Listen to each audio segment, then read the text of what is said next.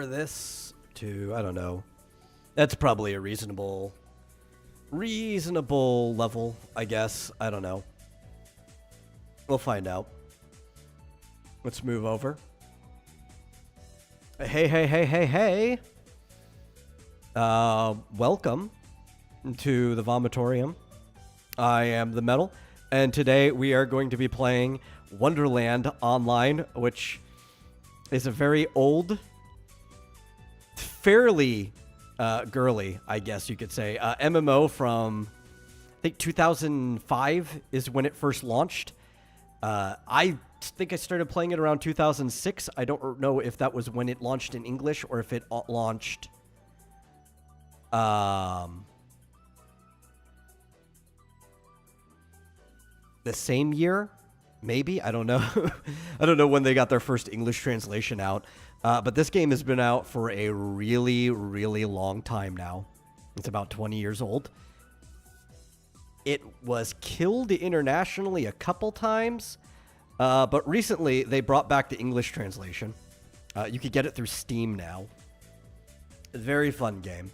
Hey, Fitzjoser says, hey, everybody, in the chat of mobile game number 72. Yeah, this is technically the mobile version of the game. I don't know if I would call it a mobile game. It was a PC-only MMO when it first launched. It's just so simple that it was not hard for them to turn it into a mobile game at all. Especially since most people moved away from computers and towards phones. So you got your audience to be bigger if you can... yeah, no, it's an old MMO. It's just, I guess it's the mobile version of it. Because it's all one version now. There's no reason not to. Most people play their games on their phones. I do have this game on my phone as well, but this is the PC client. We are on the Venus server. If you look down at the bottom with how old this is, we are in version number 1055.1. That's how many times they've updated this game over the last 20 years of its life.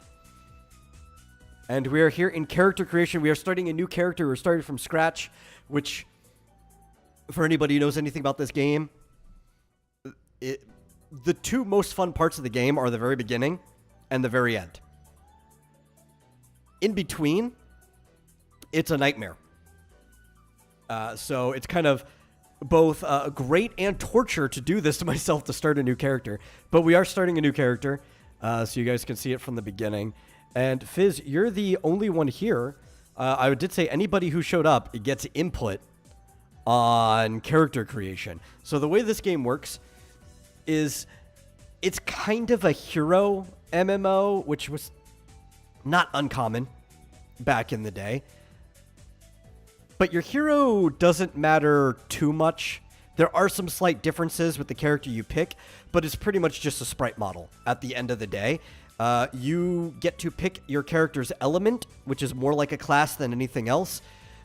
And then you get to even change your character's colors. You pick your stats as you level up. None of your stats are fixed. So it's really like, to start off, what model do we want to go with? There's a few different options here.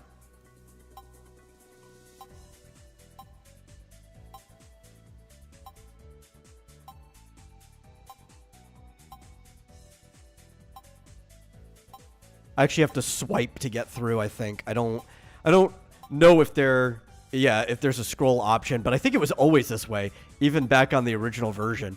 This is a game you play mostly with your mouse. I'm kind of leaning to default to, I don't remember any of these characters' actual names. Cool guy with the jacket. But we could play anyone. If you like Sledgehammer Guy, we can go with Sledgehammer Guy. If you want to play as like Little Girl, we could play with Little Girl. I actually usually play this chick with the kind of like pit crew jacket. Because the thing that does make her different later is every character's got like an ultimate move they get, and she just gets a race car and runs people over with a race car. It's pretty cool. There's Valet. Everything after this chick is new, because there's technically more than one game in here. And these are like the two main characters of the kind of like newer space sci-fi game that you can go to. Girl, boy with blue hair. The one with the puppy on the head?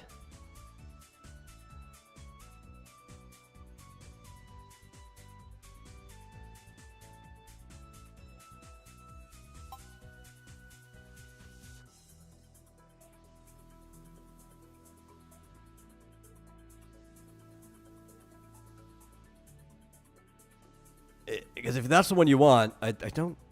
Was there another one? Yeah, okay. Cool. Can I... let me just call it the channel name. Will it fit? It will fit. Okay, cool. We're just Vomitorium because this is the character for the channel. I actually don't remember if that's a boy or a girl, but we're going to play him. So. Oh, it's a little boy. Cool. The little boy, born in the countryside, has been very clever since he was a child, and he has a little understanding of the dialogue between animals. So he especially likes small animals, especially dogs.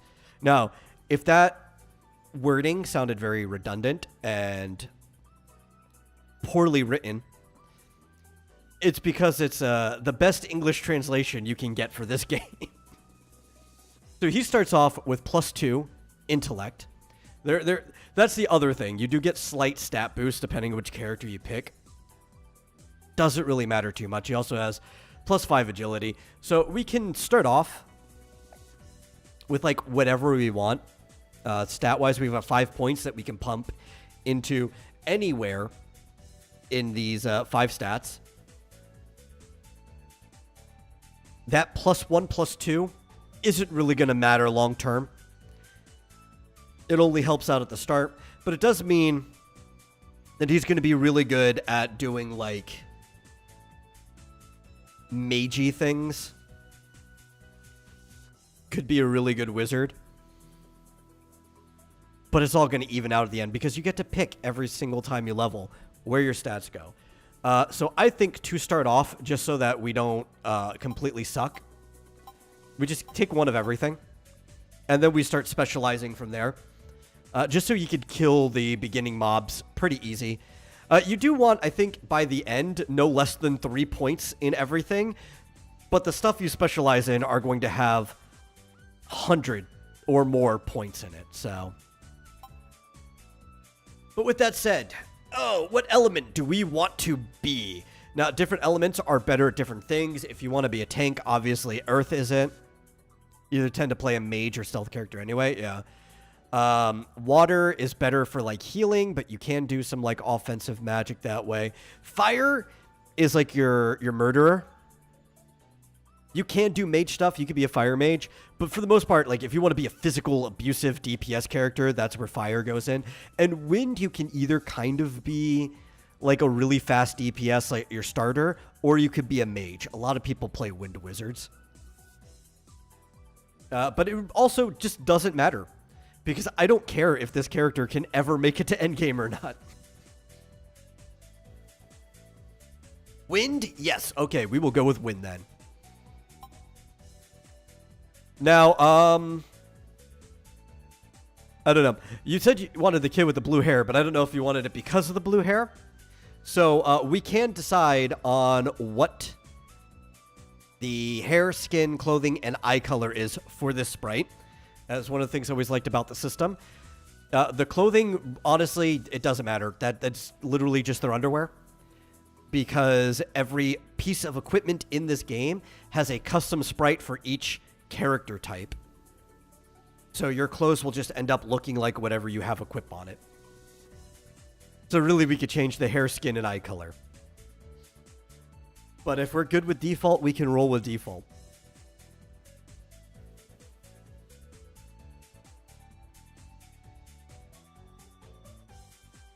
Though, because of wind, I'm kind of leaning into just giving this character green eyes to go with the element.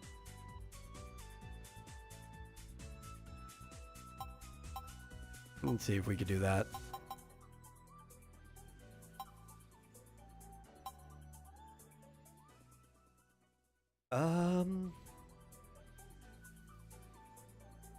Yeah, roll the yeah, we could do the default hair, but I think we're gonna roll the eyes with the element color. I think that's a smart idea. We just leave basically everything else the same.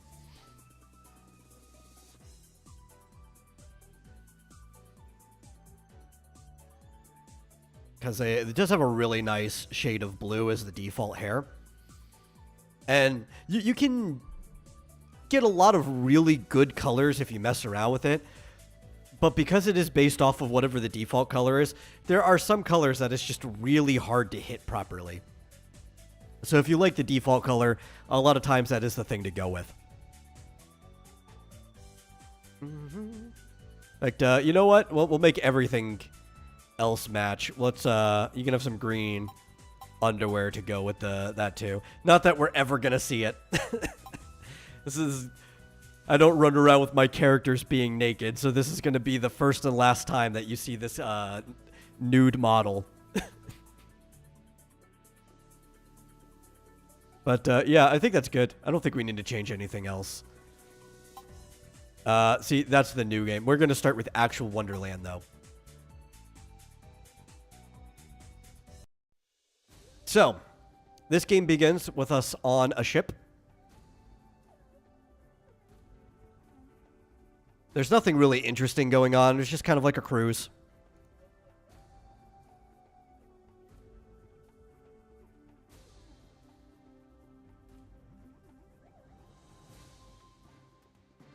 There's a reference to the Titanic here with Jack and Ross instead of Rose. That's actually a funny thing. When you translate either the name Rose or Ross into... like Mandarin, the name you get is Lese. And because of that, both names translate back to each other. So a lot of times when you try to get Rose, you're just getting Ross anyway. So just a little tidbit that I happen to randomly know about Mandarin. There's a lot of references in this game in general, which is a pretty cool part about this game. Now, it takes place kind of in the real world. See, when we want to start, we talk to the captain. So let's not do that yet. It's in a very fictionalized version of the real world. I don't know if I can pull up the map. I don't think that happens until after we start the game.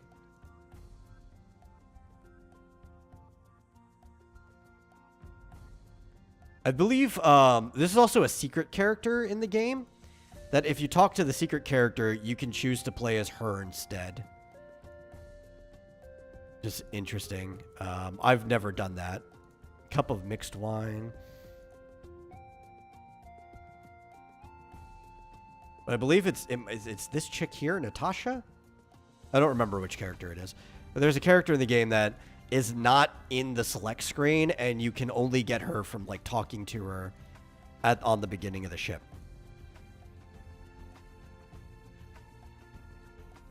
But there's not really anything to do here. It's not even really like a tutorial area or anything. It's just a, like a set piece more than anything. But we talked to the captain here. And we're on a ship called the Ocean Star. About the past South Ocean Islands. Which is pretty much, in general, just talking about all of the Southeast Asian islands. Just around that area, you know, like... There's what's it called? New Guinea and everything. There's Indonesia and that whole mess of stuff in that area. Also, I just realized my autofocus is on. I need to fix that. Anyway, so he's giving us just like a little intro what we're doing, and you see the loading screen pops up because the ship is crashing. Oh no.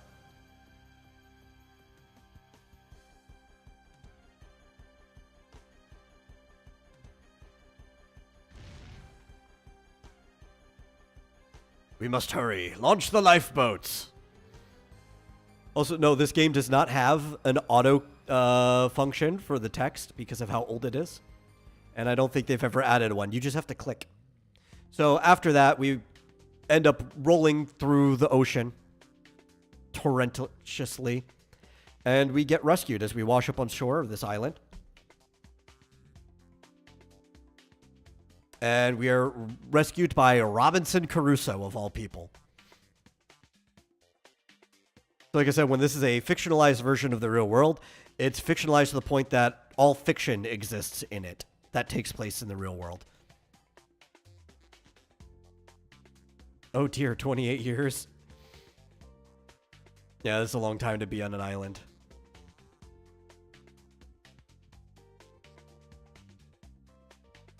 Yeah, we get our daily reward. We need these for sure.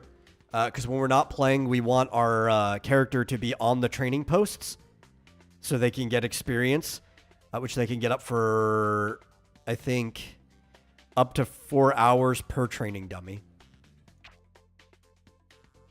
It's not a lot, right? But that's enough. Like, if you have 2, you could go to sleep and your character has done everything during the time you're asleep.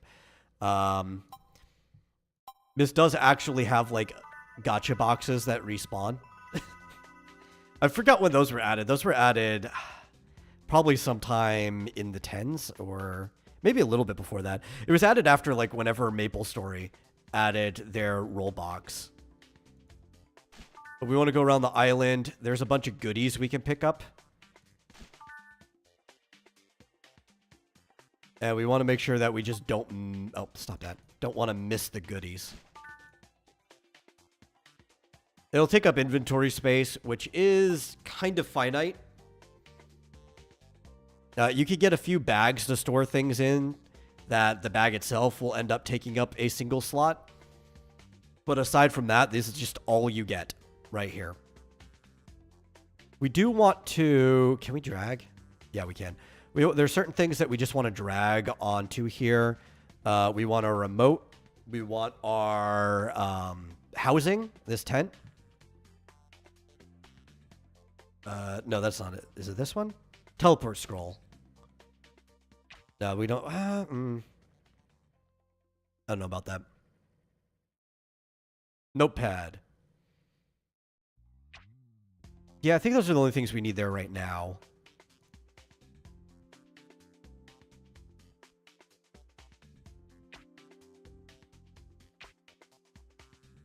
But we do need to... You don't have to click the box right away. It can hold up to 3, so you can just let it sit there. You don't have to let it bother you. But we don't want to waste any of the starting items that are around here. If I can remember where they all are.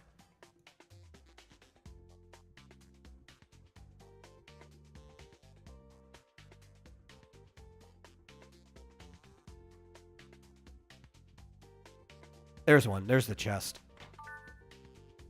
12 instant noodles. Nice. That's like a recovery item.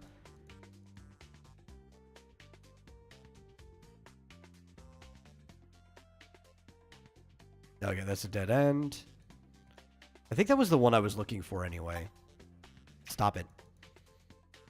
Thing is, the problem with playing with the mouse is that if you're not just constantly paying attention to what you're clicking on, you can easily just click on part of the HUD. And the HUD does take up a lot of the screen. The problem with that is because they moved everything to the mobile version. The original version of the game, which was made for primarily square screens, because that was still the common thing at the time, specifically in Taiwan, which is where this game is from. In fact, actually, some people still play with square monitors, just because that's what they got used to. They're just, you know, flat screen square monitors. Everything was kind of like just oriented better for movement. And yeah, now not so much. Still not so bad. As long as you just click near your character. I think that's everything. Yeah. So when we're ready to go, I think we talked to Robinson. Oh, wait, this one. This has the thing we actually need, the raft.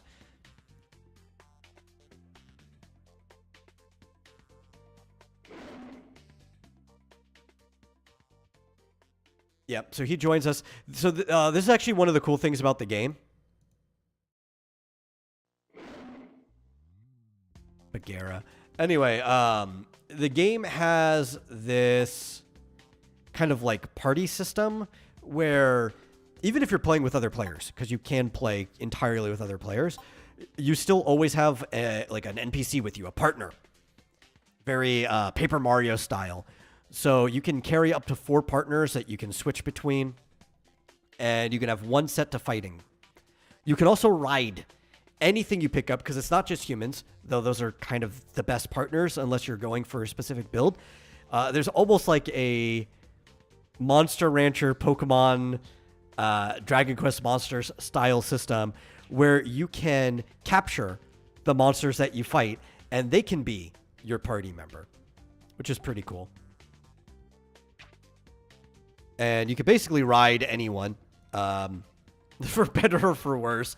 So if you get like a big golem, you could ride the big golem. Or if you get a little girl, you can sit on top of her head. It's just whatever it is, you know? And when we're ready to depart, we just take the raft and we go here. And now, this is basically the actual start of the game. We've officially start. This is the starter beach. Oh my god, look at that person's house. That's nice. I guess it's a pretty empty day. A lot of times when you end up on this beach, especially for the first time, because they know this is where everybody has to go to start the game, this place will just be littered with houses. Oh, look, there are just people standing here. I don't want to start this quest. There's a lot of characters that you can get that they have quest lines with them, and you could just get them as partners, pets. And this monkey is one of them, and you'll get the monkey as a pet, but I don't want to dedicate myself to that quest line right now.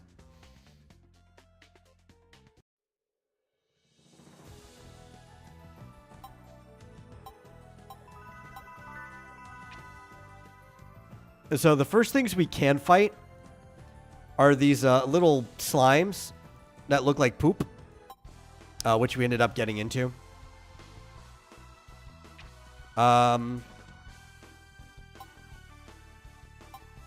I really don't want to fight anything because I don't want to grind yet.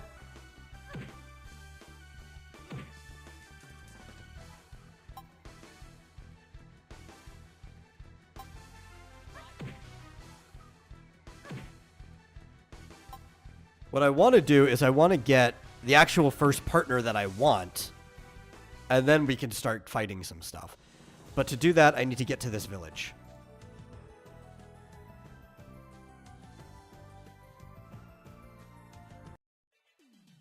Yeah, here we go. A lot of people camp out here too because it's the very first village you go to.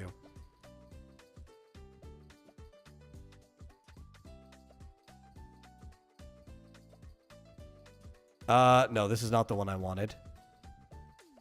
Though I should help that person out.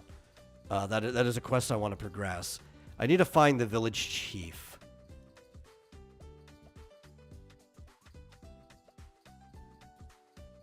Is it this house?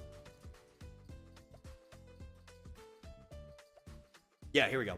So the first thing we're gonna do is here's the village chief, and he's gonna send us on a quest. And if we go and do the quest, the thing that he wants, we get a prize, and this pushes one of the storylines along. But the main reason we want to do this is because we want his daughter Roka, who I've also seen translated as Luca. There we go. This is the actual partner that we want, especially if we're going to be specializing in magic or whatever, because we need somebody who's just going to be a very strong attacker.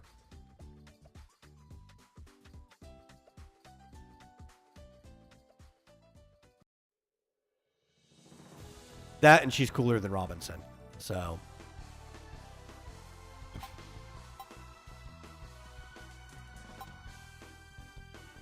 but yeah, it's a turn-based RPG. something that just doesn't seem very common anymore.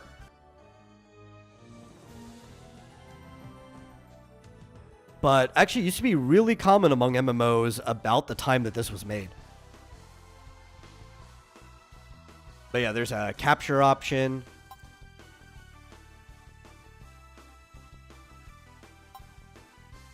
We're just going to summon the dogs because I forgot to level. Even though they take up a lot of the SP. Well, thankfully, we leveled, so we got all our SP back anyway. Like a lot of older MMO,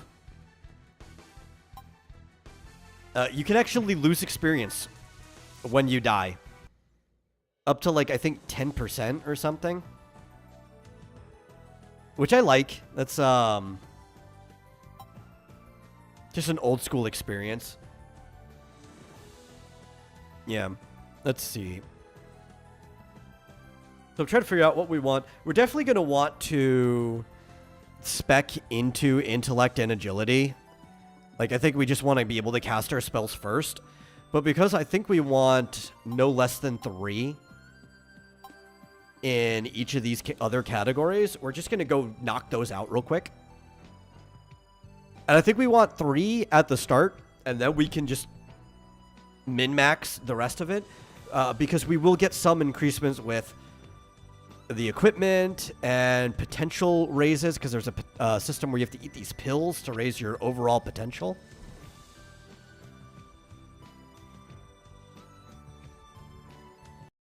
And, yeah. I know, it's been a long time since I've actually really dove into this game, so I'm going to be relearning a lot of this shit.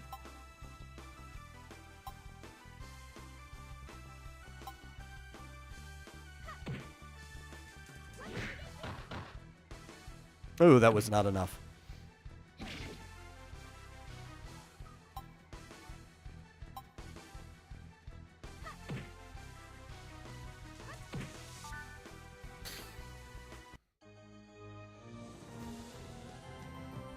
But we're just going to spend the very beginning grinding just a little bit. I think maybe to level 5?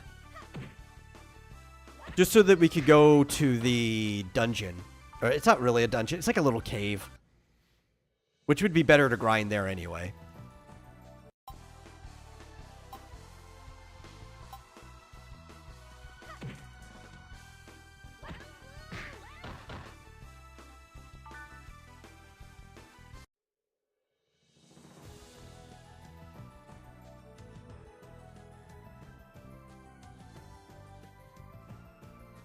I know there's some cool stuff around here. I need to get the cool stuff.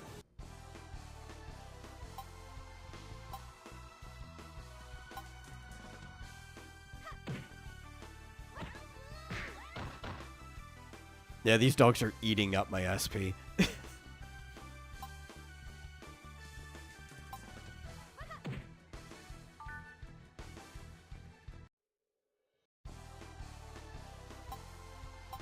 That's also all I can do with this character at the beginning, because this is the one we chose to go with.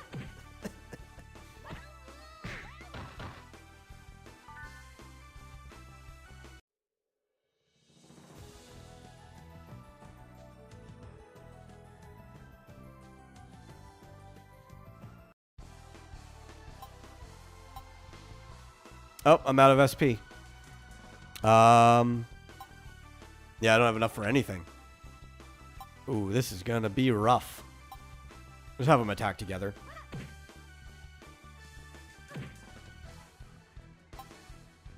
Luckily, these guys don't do, like, any damage. Like, at all. So that's not a problem. Maybe we'll go back. I don't want to click on you. Now, you can regenerate SP. And I think health too, just by sitting, like resting. But yeah, you don't want to really rest in the open. Or else you'll just end up being in battle. You can always pop your house down at any time.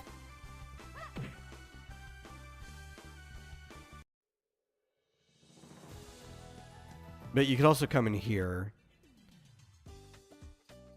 I'm trying to remember how you rest, though. Or do I have to go in my house to rest? Because I thought you could just sit anywhere. Like I said, it's been a while. Event, I don't care. Ba-dum-bum.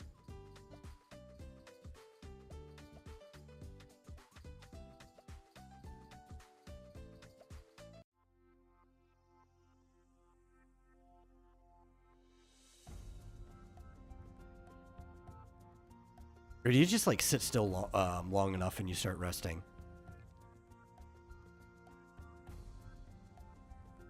This is the type of game where you can go to like an inn and rest.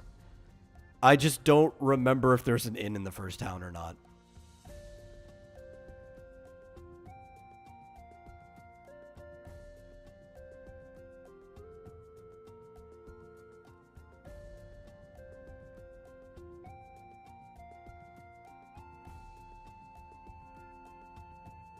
Is there a way to make the chat disappear?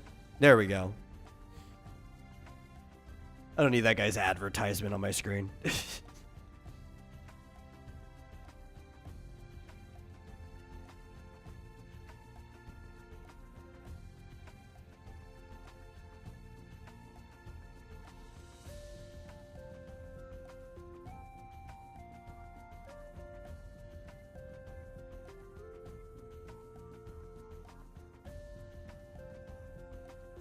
There we go. We are meditating. We're slowly getting our SP back. I also just realized, where's the screen capture? There are bits of the window cut off. Here we go. I think I'd rather have black borders on the end than you guys missing out on any information that could be on the side.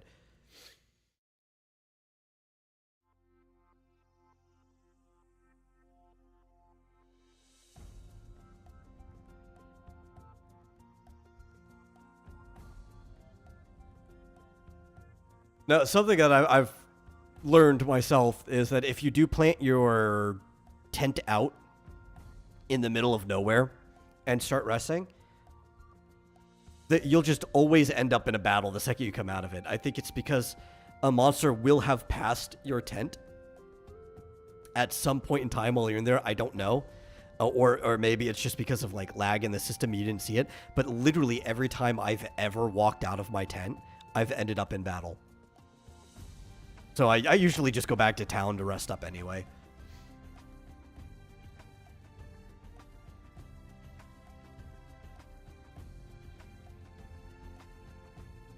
Though resting was probably useless, given the fact that it looks like I'm about to level.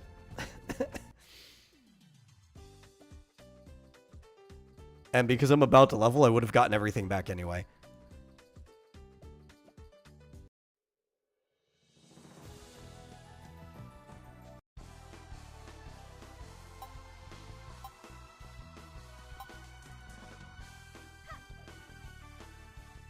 Oh.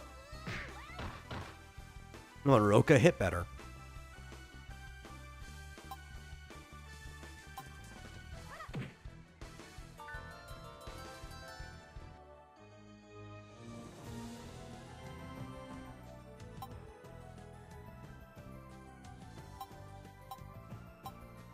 Okay, cool. So now that we got that out of the way, I'm just going to start, like, min-maxing everything. What is this? Big magical egg cannot be traded. Special item. Double click to gain a surprisingly good item. Sure, why not? What is this? Oh, experience boost. But we got a lot of those anyway. These are the time 10 for 2 hours. That's a time 5 holy experience boost. I think you want to save those for the times 2 days or whatever. But let's use one of these.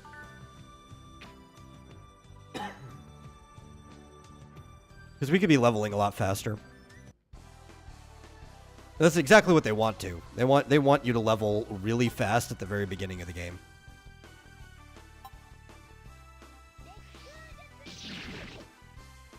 Man, the dogs were better than that.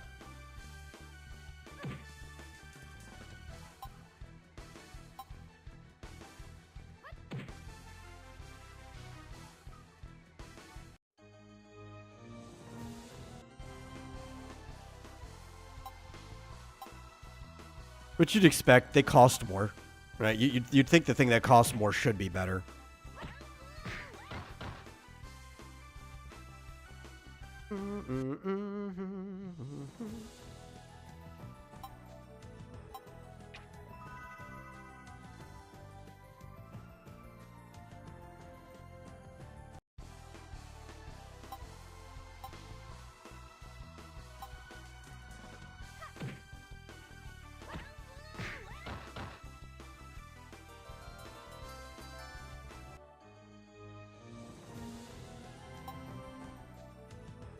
Okay.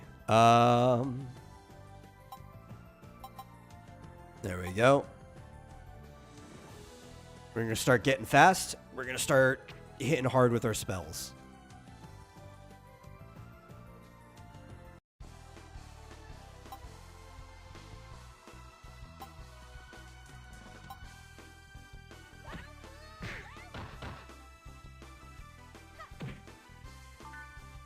Now, like most games, I do believe there is like a diminishing return once you are fighting things that are too low level from you.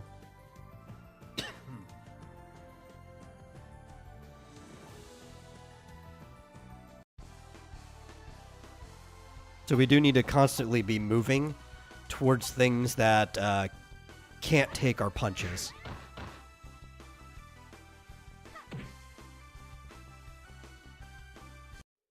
You know, I didn't mention this last time, Fizchoso. I have no idea what Hunter the Reckoning is, so I cannot tell you. It is not something I am familiar with. But I'm sure it would probably be fine. Honestly, if you do it right, turn-based can work for almost any, like, theme or story. It just depends how you do it. Now, you definitely wouldn't want it to be the main game for like a game franchise that wasn't originally turn-based. You could always do like a spin-off or whatever. But if you were something that wasn't a game franchise to begin with, like you could basically make a turn-based game work for anything. It's probably the most flexible genre out of all of them. World of Darkness tabletop game is, oh, it's part of Vampire the Masquerade. Well, that makes sense to the naming convention. Well, yeah, I mean, because Vampire the Masquerade would work in turn-based as well, so I think that probably just goes without saying.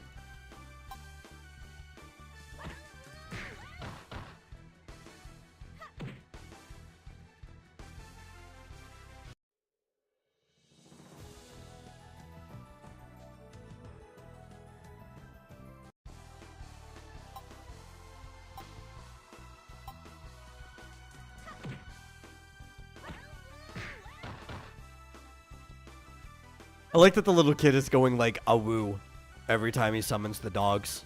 That's funny.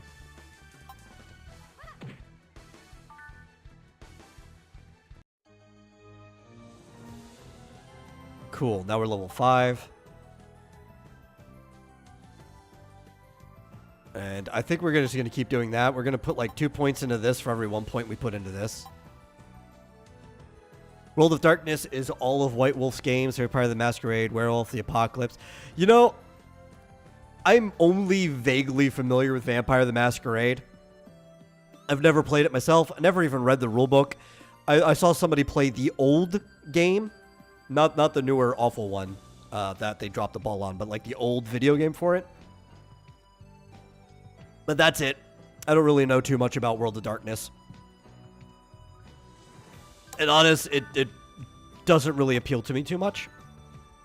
Like, it's one of the things I would probably play if, what's this? Oh, yeah, that's pretty cool. It's something I would probably play. Oh, I'm in combat now. If somebody I knew was running it and they wanted me to play, sure. But I probably wouldn't run it myself or have much interest in it.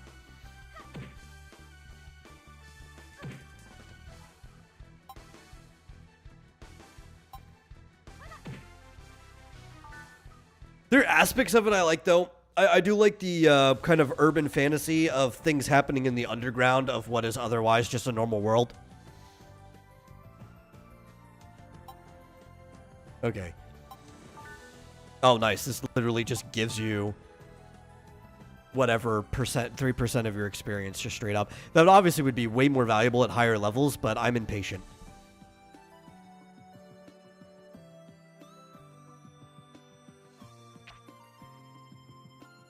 Currently interested in World of Darkness lore. Don't know why it isn't more popular. Because it comes off as edgy. It comes off as the type of stuff that like an emo kid would be interested in.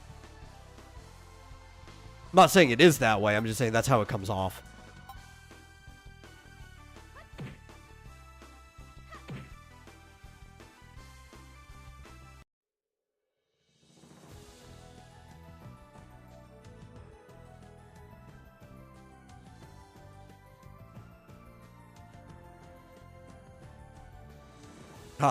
South China pirate King Chung Pusai with 30,000 subordinates. That's a lot of subordinates.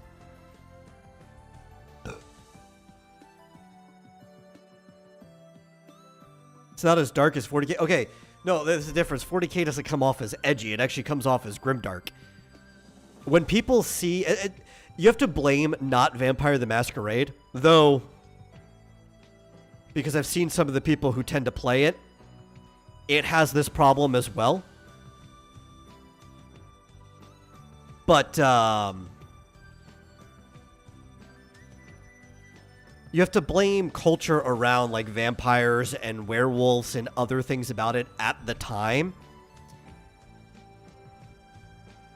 While 40k can come off as, like, actual badass grimdark, Vampire the Masquerade just comes off as, like, Hot Topic kids dressing up and going into the basement.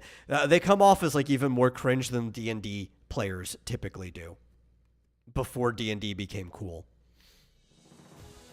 Which, honestly, if you ask me, D&D is less cool now than it used to be, but when I say before it became cool, before it became, like, mainstream popular to where, like, people don't feel cringe about playing it.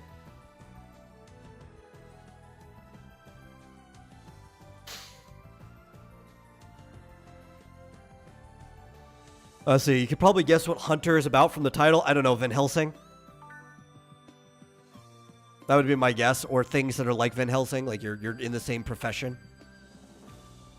You're a monster hunter.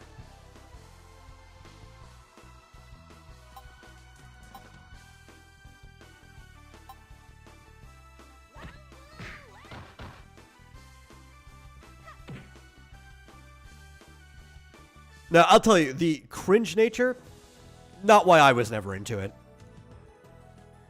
Though, I would say maybe the people playing it or running the campaigns might have been the reason. I didn't necessarily want to, I wouldn't want to play with them.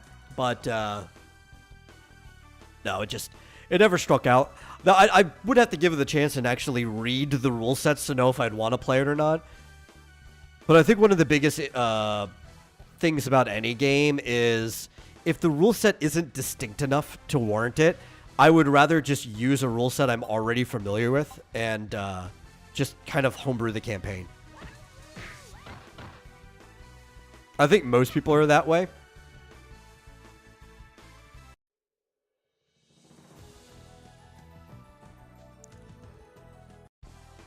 Kind of similar, like, I like the idea of Call of Cthulhu, especially with how narratively driven it is and how people are supposed to die.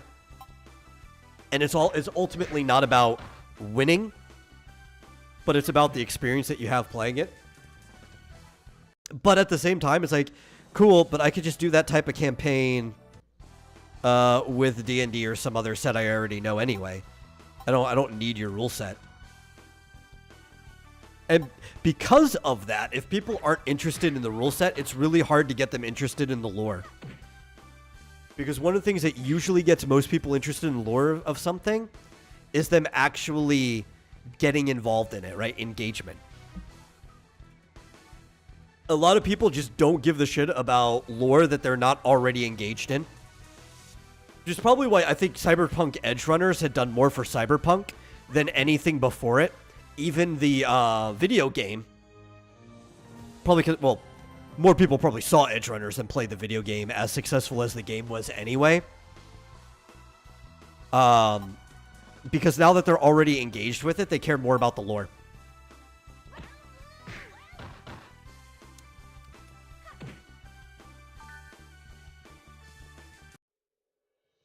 See, all World of Darkness games have the same gameplay system. I would have imagined they're just more themed base, maybe with some different mechanics here and there for the theme that you're in. So, like, I'm sure Vampire the Masquerade probably goes heavier on the vampirism mechanics, getting life force from people, blah blah blah. Werewolf probably is more about the day-night cycle with the full moon, whatever. But it's a D10, and each dot on your character sheet is an extra D10. Okay.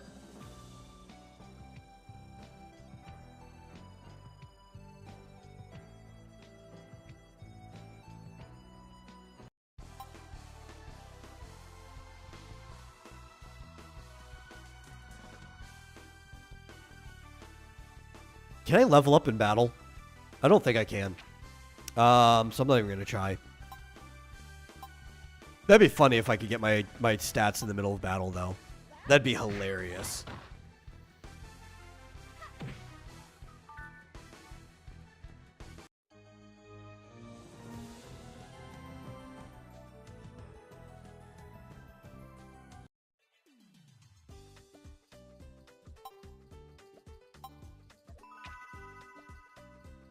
Oh yeah, I don't know if we'll be talking about this on Monday or not because I only showed him one episode out of the 8.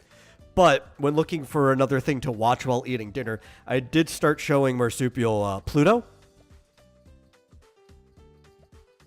So, I don't know. Whenever we get far enough into it that it's worth talking about, that might be some interesting conversation.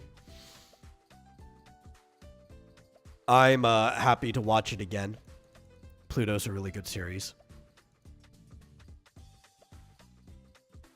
I think we're going to start moving towards the cave now that we're... I wanted to do the level 5. I got to level 6 on the way back. But this is where we need to go. Oh, I also need to level.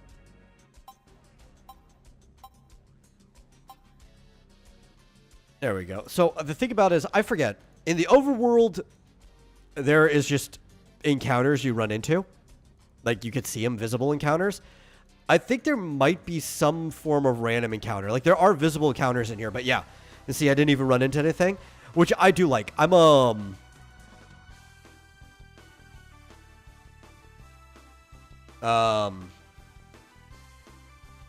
what's it called? I'm big into random encounters. It's one of my favorite things in RPGs. Marsupial probably isn't interested in anime that isn't fan service based or D&D based. That's a pretty bold statement that doesn't even track with some of the stuff that he said on the show.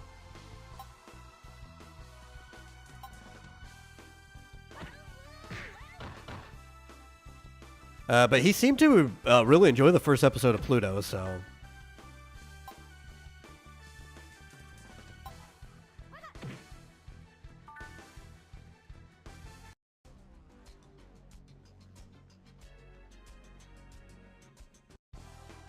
Especially since, like, one of his favorite stuff is Spy Family, which arguably is not fan service-y at all.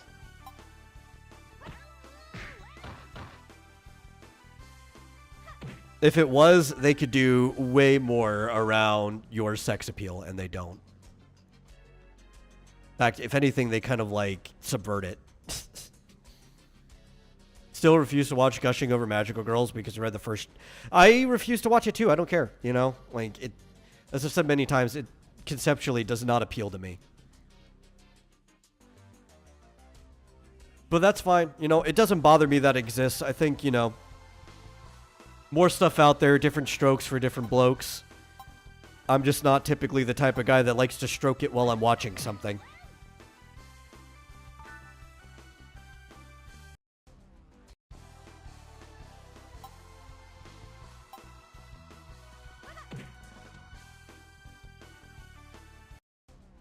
Okay, I should not be wasting SP against these single target mobs.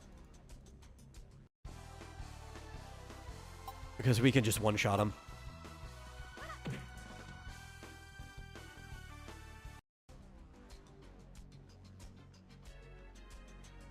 I also forget if there's a healing spring in here, so we're gonna sit here and rest for a little bit.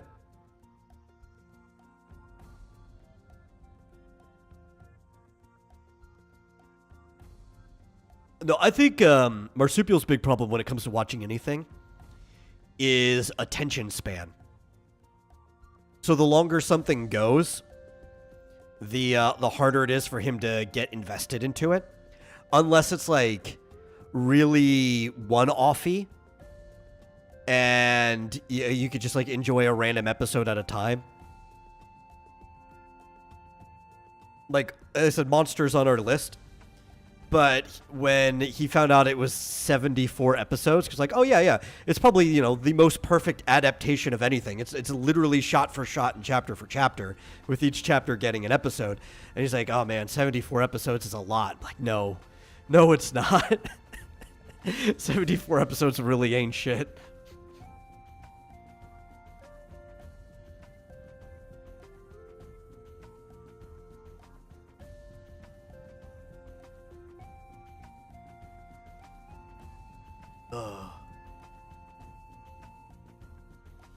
Which, I mean, it's not really that bad. What was it? We watched Full Metal Alchemist Brotherhood, and I think that's like 60 episodes, where it's like, what, you can't do 14 more episodes? Or it's like 61 episodes. You can't do 13 more episodes?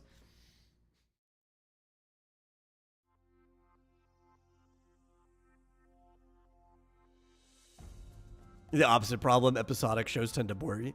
I could do anything. Honestly, as long as the show itself is good. Like I said, we watched, what's it called? Ouran High School Host Club last year. I watched Azumanga Daioh again this year. I'm fine with episodic sitcom-y shows. But also at the same time, I'm fine with very long-haul serialized stories that tell overarching plots. I'm pretty easygoing as long as I can jive with what's going on. You should probably watch more Azumanga Daioh. Yeah, I mean, because it's a high school show. But I don't like most shows that take place in high school, and I enjoy that one. It really is just jokes. It's just a whole show of jokes. Is there a little bit of fan service in it? Yeah, but it's like very, very tame stuff where it's like girls talking about each other's boob sizes and everything. Or there's the one girl that's obsessed with Sakiki. Nothing ever actually gets sexual in it, ever. Like, to the point that I wouldn't even call it fan service. But it's just... It was a 4-coma, right? So they have to take all of the jokes and find a way to put them into episodes.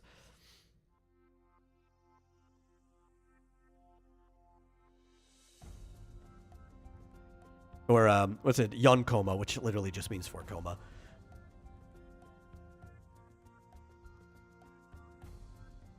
Oh, cool. We got our SP back. Let's go.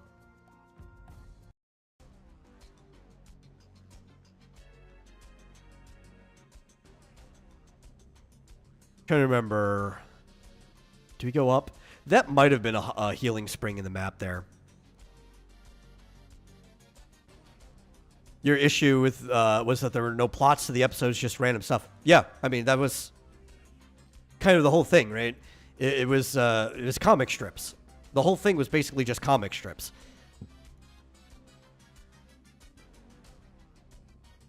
So that's how they had to adapt it. And to be honest, I would rather them just adapt it as if the whole thing was comic strips still and do all the random one-off stuff than just completely bastardize it and turn it into plot-based episodes. There are a lot of random episodes that do have plots, though. It just depends on the episode. Oh, you bitch, you pulled in a friend.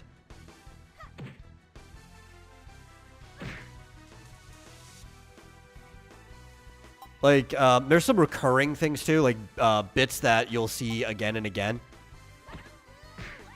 Like, when they go to Chio-chan's cabin every summer, And there'll be like an actual plot to that episode. Things like that.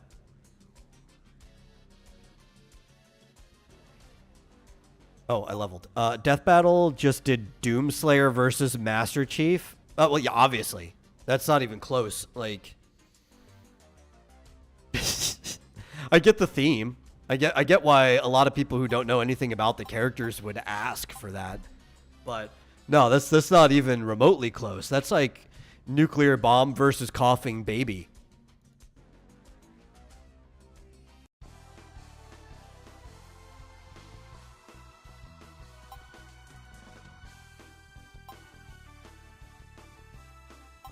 I think Doomslayer versus Samus Aran would be closer if you used their crossover scaling.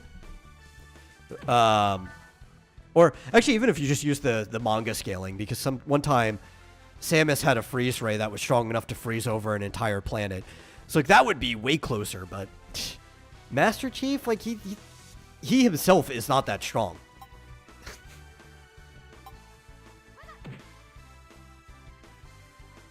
They're eventually going to do Finn and Jake versus Mordecai and Rigby, which feels a bad matchup. Yeah, I know enough about Finn and Jake. I don't know enough about Mordecai and Rigby, and specifically like the gags and bits and their tune logic to scale them. You know, I have a feeling both sets of them would just get creamed by Chowder, but you know. That's only because Chowder is one of the most broken cartoon characters ever.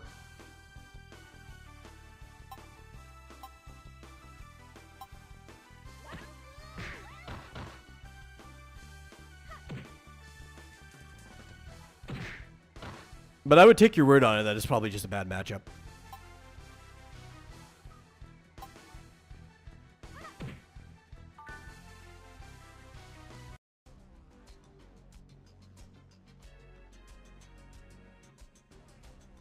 See, I believe that is the thing I need to fight, but I don't want to fight it until I'm like level 10.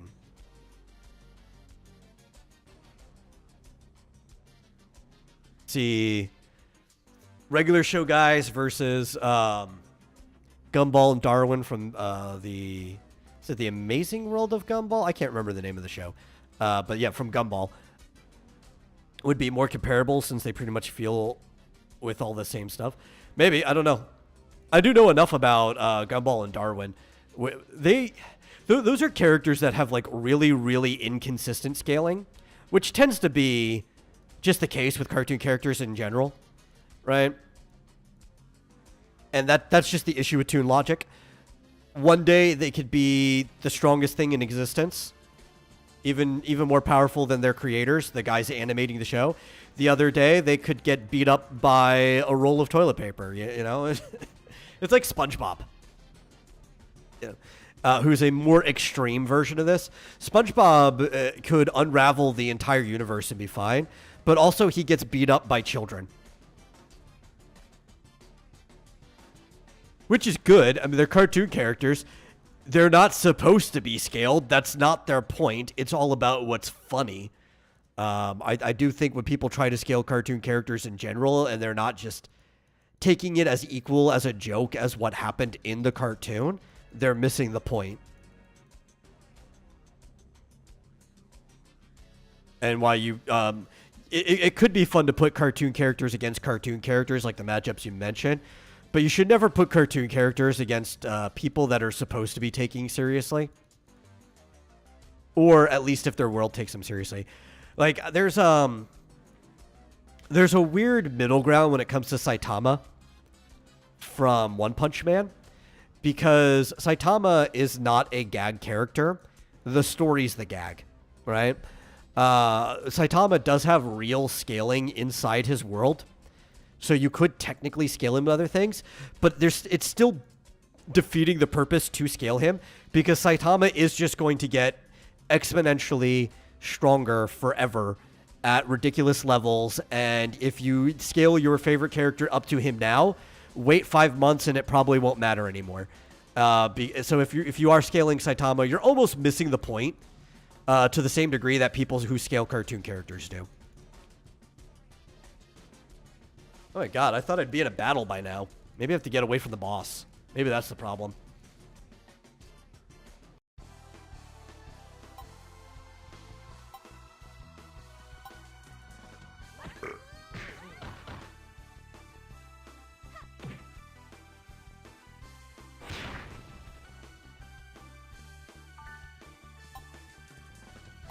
Let's go.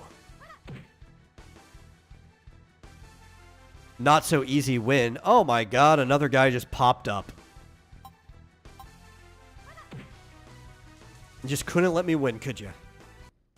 You had to do it the hard way. What are we at?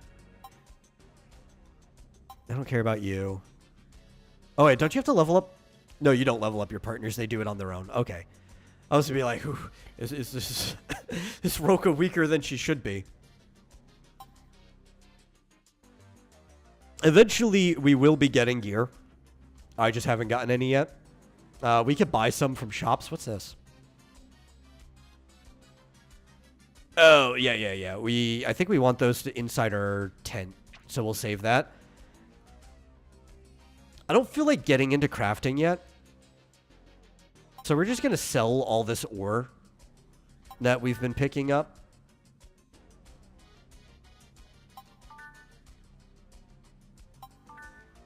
Just because I want to save some space.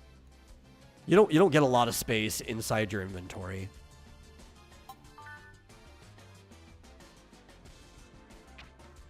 Okay. Eventually, oh, we actually do have a lot of this. Why do I have so much from the start? Okay. Maybe we'll get something cool. We could get like a weapon, or we could get armor. That'll make us stronger. We obviously want something that increases our spell damage if we're going to get anything at all. Or speed. Actually, golden rings might be fine. Anti-seal. Does that mean you can't stop me from casting spells? I don't remember if that's how that used to be translated. Magic attack. Speed. Maybe. We are wind. We do want to go fast. Like, we're playing glass cannon here. Sure, screw it. We're gonna waste our in-game currency on that. And maybe the purple wing robe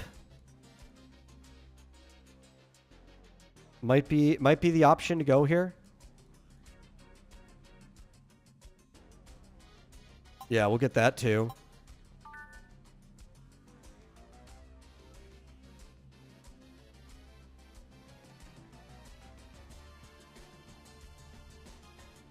And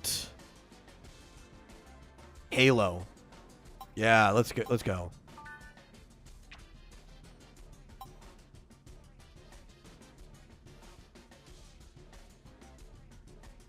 Replace our dog. And where's the other thing? This. Now we're strong. Let's go. We're going to destroy everything.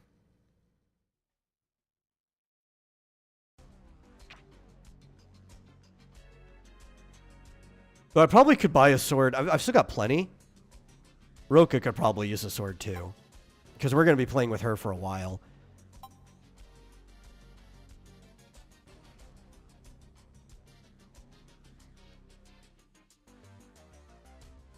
Yeah, so we'll get this. And we'll get, I don't know, a Kung Fu suit. And then we'll save. I think we can put this stuff on her. Yeah. There we go.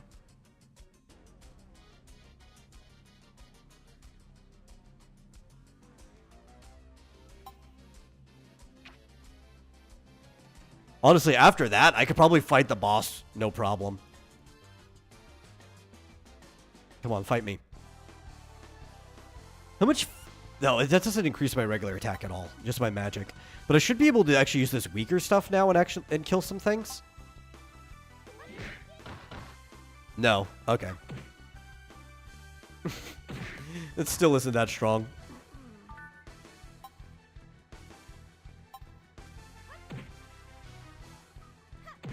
She's hitting hard, though. 74 damage. Let's go. I like that. It looks like I'm low on HP. That's actually just because of the stuff I equipped. Made my my max HP and SP higher.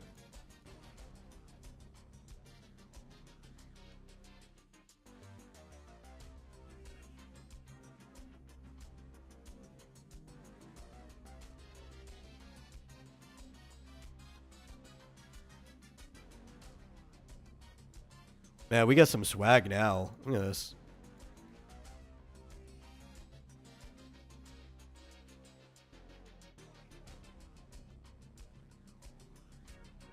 Another cool thing about this game is if you have your map up and you click on a spot on the map, your character will just start walking to it. Which I like that a lot. Okay. I'm unable to summon dogs. Oh, do you have to have the dog on your head to summon dogs? This is a pretty big trade-off. Let's see what Windblade does now, though.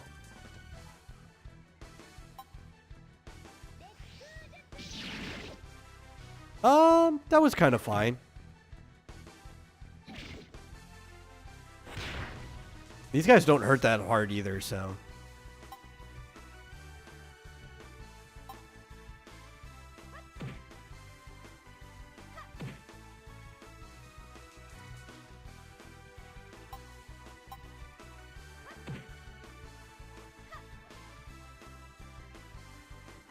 Oh, she missed.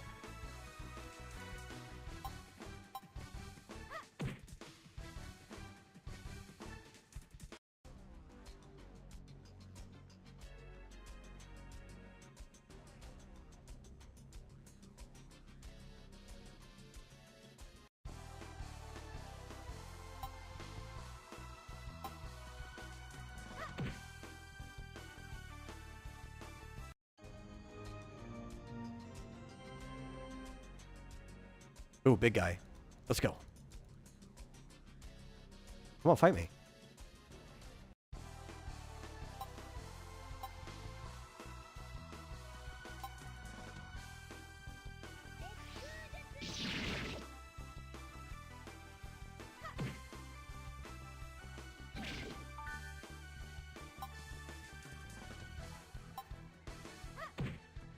So Roka here also has skills. She's got like this, I think it's like the star slash thing.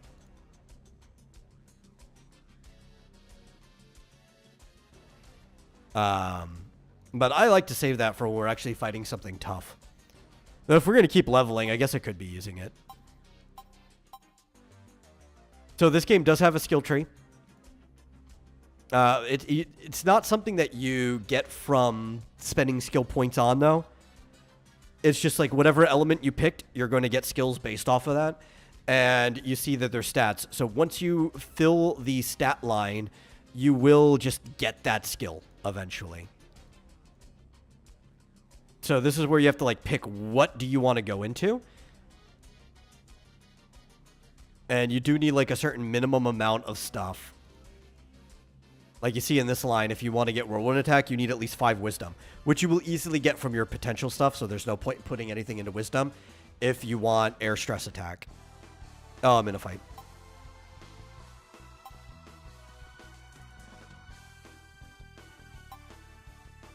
You recently watched the first episode of an anime called Ragna Crimson, which was good, but I don't know if you'll stick with it. Okay.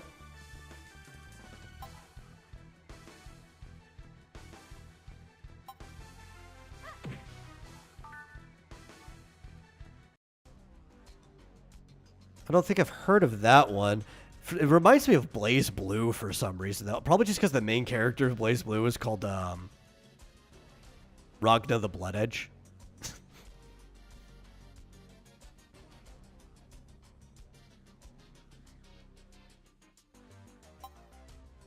Oh, we leveled. Yay. So we need more intellect, more speed. That is what we're doing.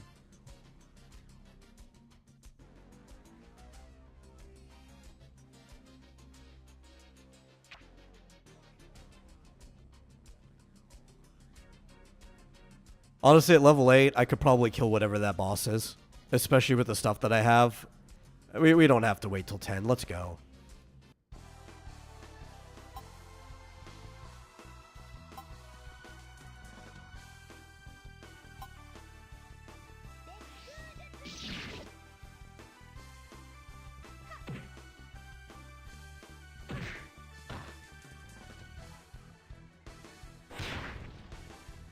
Ow.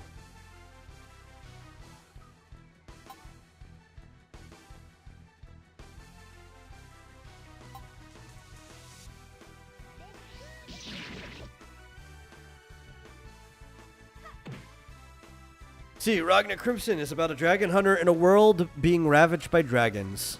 Oh, okay.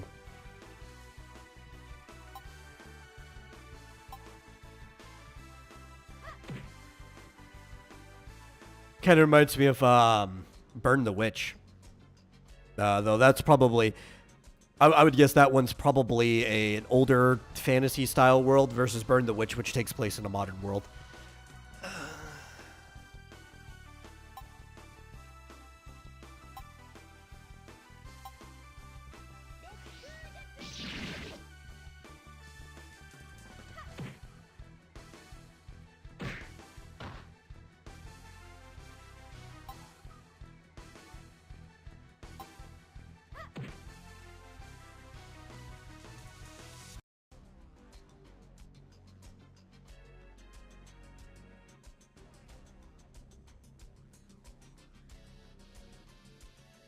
The dragons burn in sunlight and die from silver weapons in the show.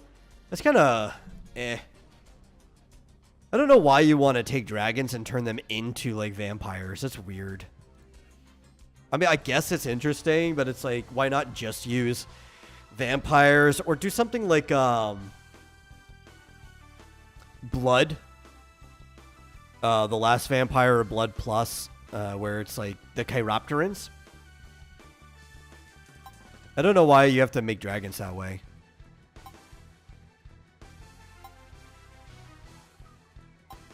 Five-star hit, let's go.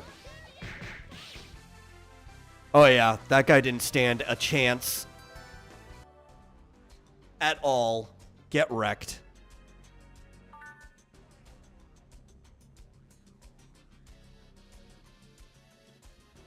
Now you might say, I wasted time grinding. I don't feel that way.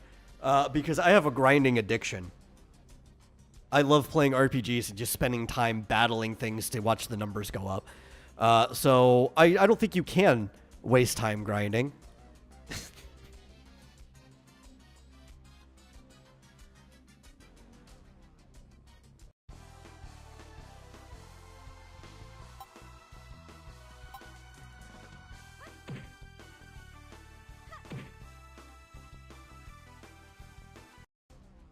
I do think my character is way stronger than it should be because of the mall and all of that starting stuff that they gave. I don't know if that's going to take any of the fun out of the game, especially given the fact that, like I said before, I think the most fun part about this game is the very beginning and the very end.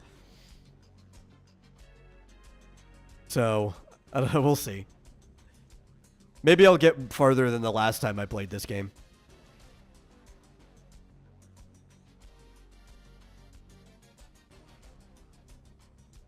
We might do like, I don't know if we'll do it consistently, but especially on Saturdays like today, if I don't have anything else scheduled to do, I might just come back to playing this game. But I'm going to try to play some other games throughout different days of the week if I could just remember to, which involves me basically pre-scheduling them. I'm far more likely to do something if I schedule it ahead of time. Which reminds me, I should probably schedule the shows for the week after this. So I don't have either Super Serial Showtime or Game Central Junction scheduled on the channel yet.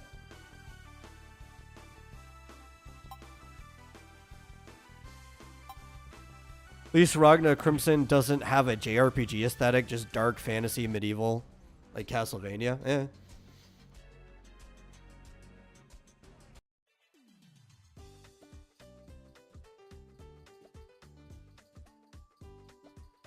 I mean, if that's what it does for you. I mean, you're talking to somebody who really likes JRPGs, so that doesn't that doesn't disqualify something for me. Now, there's a lot of things that have like JRPG aesthetics that they're just not good, but there's a lot of things that don't have them that aren't good either. So,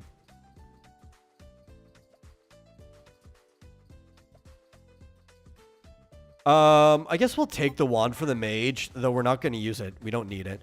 And then we want to talk to Luca again because I don't want to lose her.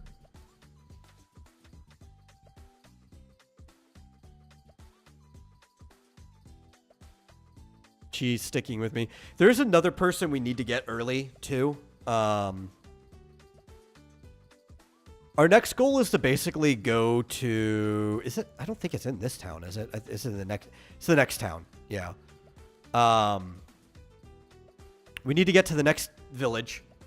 And there is a center where you can store your pets. And I need to drop Robinson off because I do not plan on progressing his story at all. Oh, wait. Nope. Sorry. There was something else we need to do in there. We need to go save the people from the highwaymen. I almost forgot. I walked in there earlier and said, nope, I don't want to do this yet. I need to make sure I do it before we leave.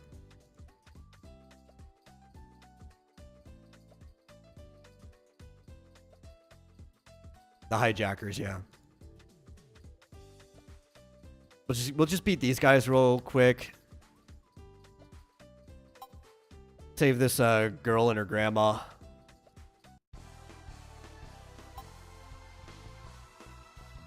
Yeah, we'll Windblade you. We will 5-star hit you. This is gonna be overkill in both regards. Because these guys are weak as shit.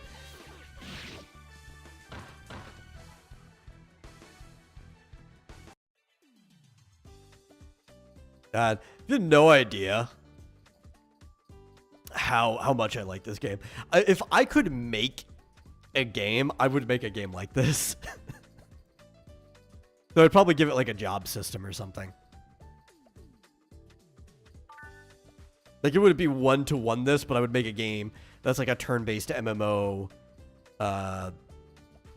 in a very similar fashion. Steve, it says, I also watched this trashy anime Baheneko, which is basically a JRPG where a knight reincarnated as a cat-like monster and becomes a pet of a busty elf girl who wants to bang him. Yeah, no, that sounds awful.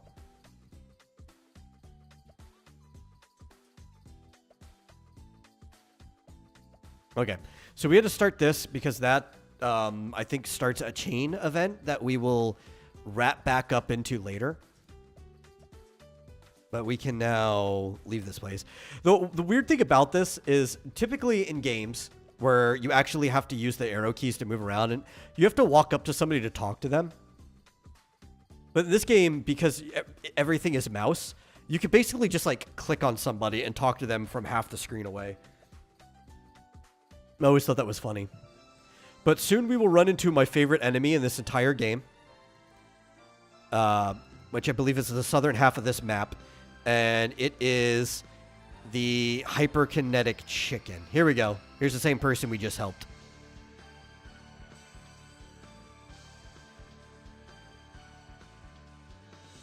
And that's a lot of this game, is the story is not straightforward. You actually have to play the game and figure out. And there's a bunch of characters that have their own individual stories. And you have to, like, progress them through the story. And your partners can die in combat.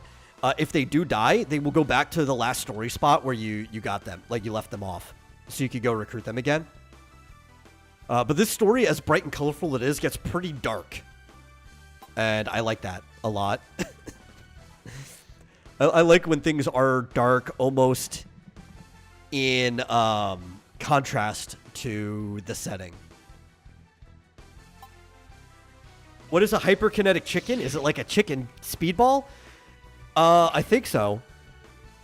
It's kind of like, have you ever heard the myth, which turkeys can fling themselves really fast, but the myth of how like a turkey can set off and just start flying at like 300 miles per hour? It can't. I think the fastest a turkey could possibly launch itself is maybe 30 miles per hour, and somebody did a typo somewhere, but it started spreading around. But it's basically that. It's just a really fast, fat little chicken. I love it. In fact, I believe if you have, was it Nitro on Discord or whatever it's called? I forgot to actually pick a thing. I distracted myself. The game will progress without you, funny enough. But, yeah, if you have Nitro, we do have a hyperkinetic chicken animated emote in the server.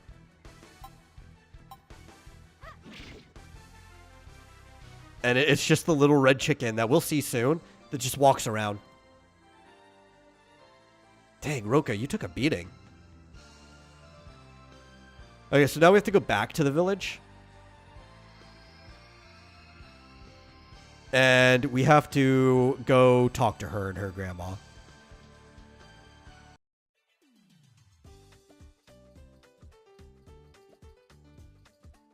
But yeah, it's like, it's not even that cool of a thing, right? When you think about it, it's just something hilarious about an enemy called the hyperkinetic chicken. I love the hyperkinetic chicken. Irrationally.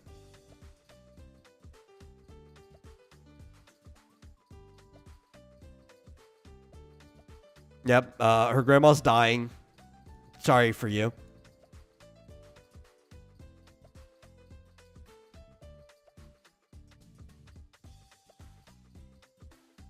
And now, Shaolin is one of our teammates.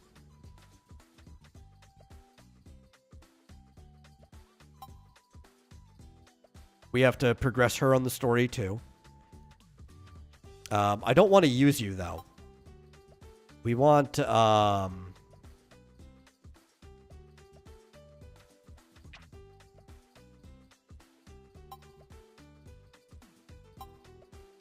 we want you to fight. There we go. Though, if you leave them in rest, they will get their health back. See, when you were a kid, you'd come up with crazy things similar, like semi-automatic lizard men. Yeah. Yeah, I just like goofy things like that. So we're going to go fight some hyperkinetic chickens soon. There's another character we need, which is also why I did not pick up the monkey at the beginning. You realize we only have one slot left. And this character that we're going to pick up is like the most important character to pick up in the entire game.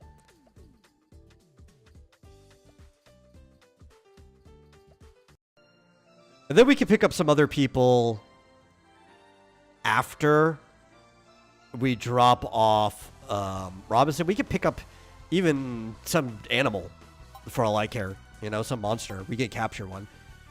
We just need to leave room until we drop Robinson off. Oh my god, you're tough. Maybe I should heal Roka.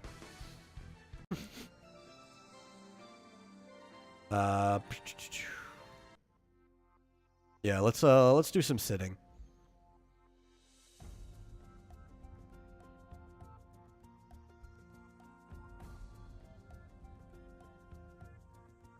I'm gonna give it a minute. Invite. You telling me to invite or somebody giving me a PK challenge? Because I'm not doing any PvP at all. Thing with this game, oh, this game really gets you. There are completely different builds, and I don't mean like equipment, but the way you spec your character. There are different classes to succeed in PvE and PvP. So people will play through this entire game just to make a good PvP character that's not very good at the PvE. And if you want to know how insane that is, in the original version of the game, before they added all of this mall stuff and more of the experience boosts that exist now than they used to, it took 5 years to completely max out a character, to go to the level cap, to rebirth, and then level cap again. And that's if you did everything right. So you'd want to come in basically with a build ahead of time. Like, this is what I'm going to spec my character in, because you didn't want to waste any time on your character. So it's like, man, you were playing a separate character for PvP that entire time. You're insane. But that's how some people are. For a lot of people, this is just like the only game they play. And that's kind of cool. A lot of people have like their game. I've never really been that way. I like playing lots of different games and rotating around.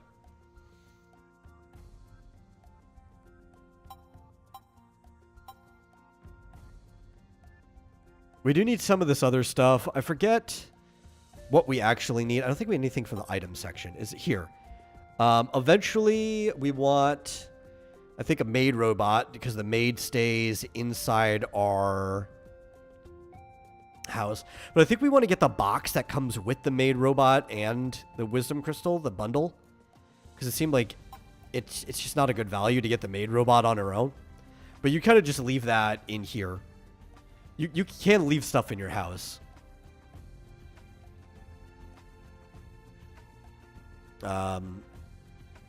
Yeah, and we'll want these stuff too. I just don't feel like I've got plenty.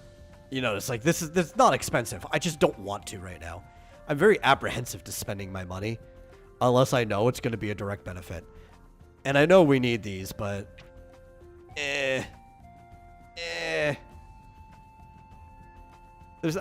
last time I played this game, I sat with a really empty tent for a really long time. Even though I knew exactly what I needed.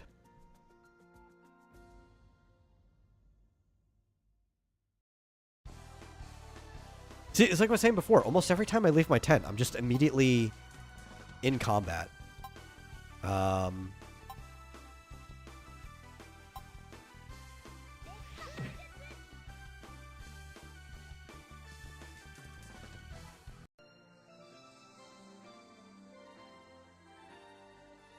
Yes, let me grab my tent back. I think I was mentioning this on Game Central Junction, but because you have a tent, and I like that your housing is just a tent, because the whole point of this game is that you're like a nomadic wanderer that's trying to basically get home, at least at first, and then you keep stumbling into shit. Because you have a tent, there's never any housing crisis in this game. I do not need to do that. Everybody just always has a house, and you can invite people into it. While in MMOs like Final Fantasy or World of Warcraft, since everything's on an actual housing lot, there's a finite number of houses, even if they add more lots and acres and stuff.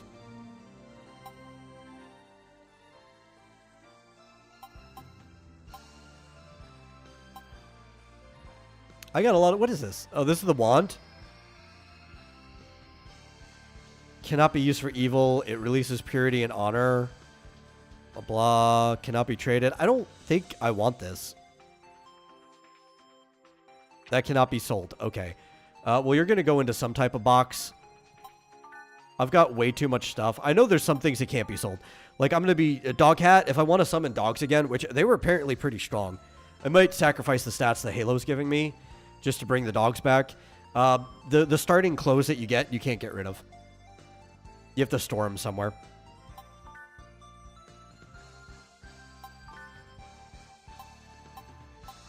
Oh, no wonder you're doing less damage. They unequipped you. Which, I don't know. Why do I have multiple of these? Oh, when you left, not applicable. Oh, because you're too weak. When she left, it unequipped her so that I didn't lose the stuff I equipped her with, which is why I've got 2 of her swords now. Cannot be sold. I could delete it, though. Oh, wait, can I delete this? Okay, yeah. Some things you can't sell, you can't just discard.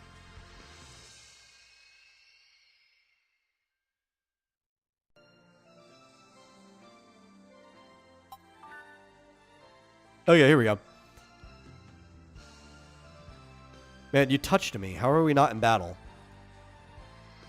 That's crazy.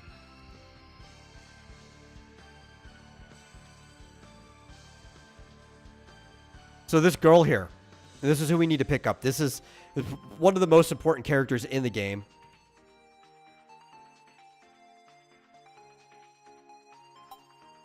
I think we even get like a drawing and an illustration when we wake her up. Yeah, here we go. Nis is what she's called now. We need to bring her basically with us across the entire world. She's actually pretty good for magic. Which maybe I'll level her eventually if we start doing party stuff with other people. Since this character is definitely going to be a dedicated mage. I think she could... Can Nis do healing? Nis might be able to do healing. I don't know. But we don't want her now. We want somebody who could just do strong physical attacks. Which is why Roka's here. I forget what Roka's story is. Like the next thing we do with her. But every character has story stuff. So now we're going to progress to the next town. I pretty much remember everything you do in the game that's important. Up until, like... we get to... maybe Christchurch, New Zealand. That particular anime art style this game uses can be unnerving at times. It can. It's very very VN light novel-y style, like the type of company stuff that would be for girls' books. I've even seen some manga that's drawn this way too. Sometimes like the eyes seem pretty wide apart or whatever.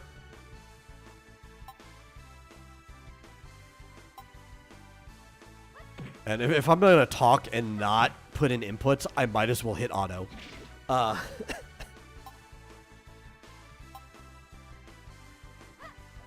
I think it looks fine in the chibi-esque, almost, they're not fully chibi, but these rendered down cartoon style for the sprites. But a lot of the actual art can be a little weird. Especially, like, look at the character's profile art up in the top of the screen here. His eyes aren't even on a level plane. They, like, curve across his face. And that's not how eyes work. But it's like, it's an artistic direction. And it's like, I get it, but...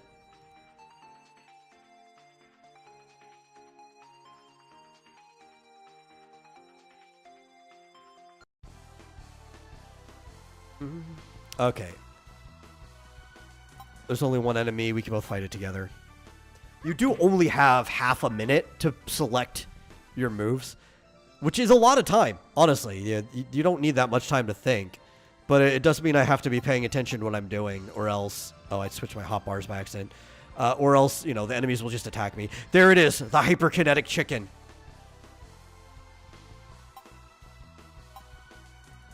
He was level 11, so we actually have to use moves against it. These guys are kind of scary the first time you see them.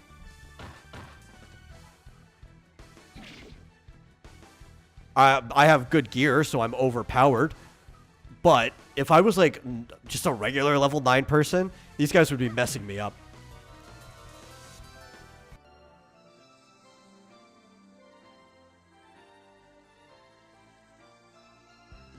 There's even a chicken farm you can go to, which is a good grinding place. It's that other blue dot that's like right there.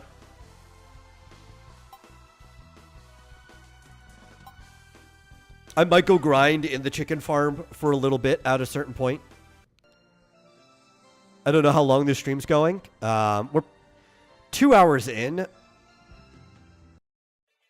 But really, we're only an hour and a half since I started playing because I left the loader on. We might go for 3. I don't know. It depends how things go. But we need to go to the bottom of this town. immediately.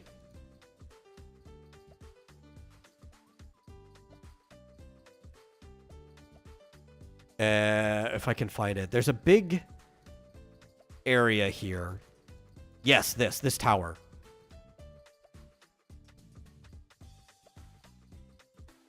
And I think...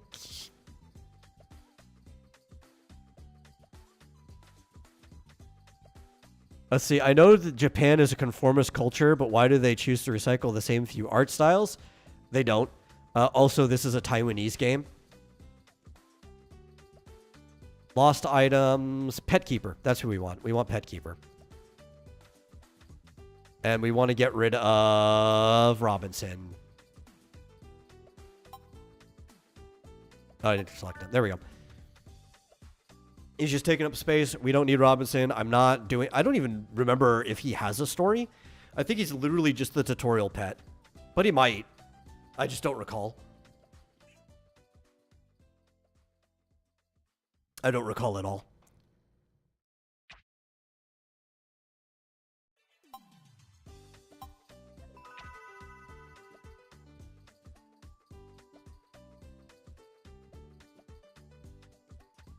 But yeah, as like the tutorial pet, we just don't need him. He's not that strong. He gets you through it. But we've already got better people. We can start doing more interesting things. I know there is a Little Red Riding Hood character that we can save back at the top of this map. Did I ever level? I did. Okay. I would say we could buy some gear here because it's a good place to get gear. But thanks to the mall, I've already got better gear than I could buy, I think, anywhere in the start of the game. So we get to just hoard our gold for a while. But we want to go, I think, here. And we'll just fight anything that's on the way.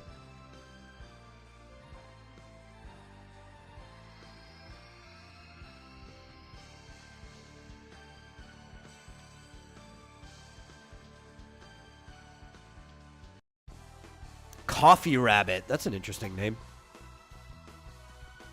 We have Wind Cut Attack now. I don't know if that's actually better or worse than what we have.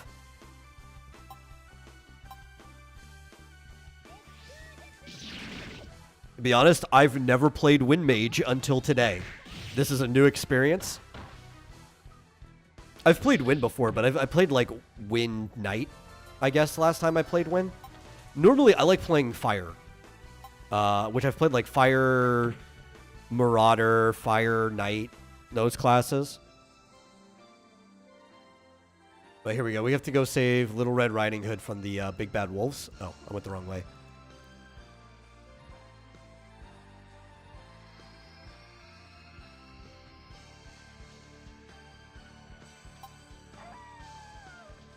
So it'll be interesting playing... I think I've even played Fire Mage before, but it'll be interesting playing Wind Mage. Because I have to learn which skills are good.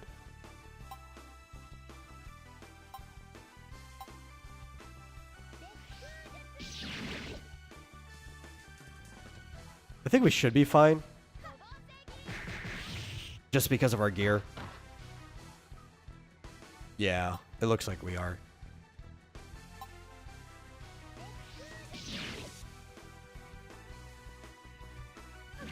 Those wolves are fast, though. Like, it's a good thing that I'm fast. Like, I increased my agility a lot, but those wolves... So the level difference is probably the main reason. And they're wolves. Wolves are usually always fast. Holy Village is what they call it. But it is basically just Christchurch, New Zealand. I forget how you open the map. I think maybe you have to open a teleport scroll and just not use it. But if you look at the world map in this game, it is literally just Earth.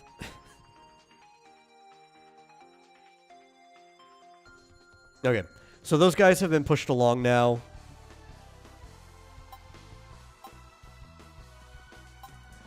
We'll see Little Red again sometime. I think also, if we went backwards... Is it backwards or is it here? It might be that question mark on the bottom of the map here. But the Little Mermaid is also here. And we can help her out. There's all kinds of people we can help out. But, you know, it's an MMO. It's all about finding side quests and doing stuff like that. I forget, like, what all the question marks are, so we just go to them. Find things to do.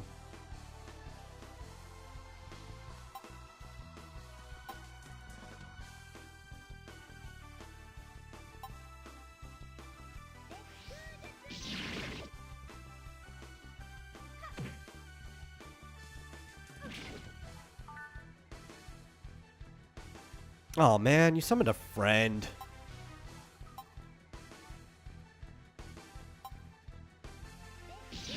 I can't complain. It's more experience, you know? Like, I just hit 10.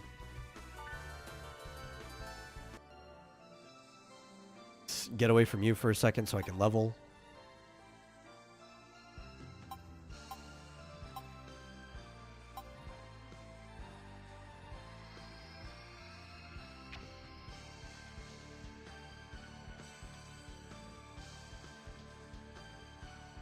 Go away, Dragonfly. Okay, I forgot what we need to do to help her out. If my pet Blunt the Hippo is in pain from a decayed tooth. I want to help, but I don't have the right tools. Oh, I have to go get dental forceps. Forgot where those are. How do I get to the beach again? I think if we go south.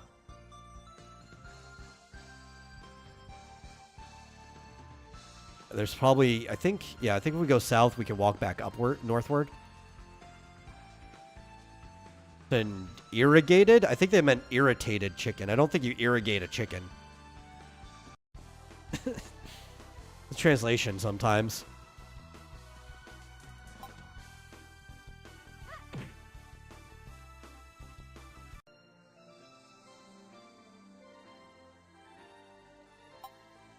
I did not mean to hit Stronghold. That guy's home is a spaceship. He must be from the newer place. I did not want to click auto remote.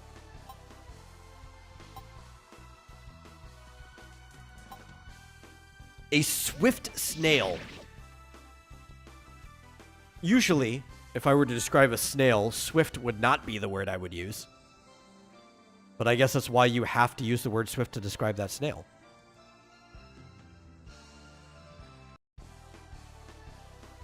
A huge jellyfish. Level 16. I am out of my depth here.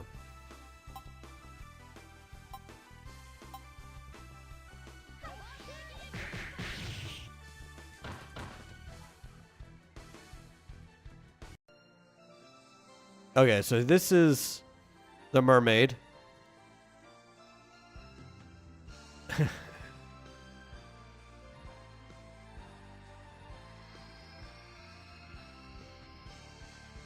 What did you want again? I've fallen in love with a man on land. I know that. I have a recipe which can turn me into humankind. Will you help me? Yeah, sure. I'll get you what you need. I need a kind of whelk from the beach at the north end. So that's back past the village, I think. I don't think it's this beach. Though I do want to go here. It could be this beach. I want to say it was the other one.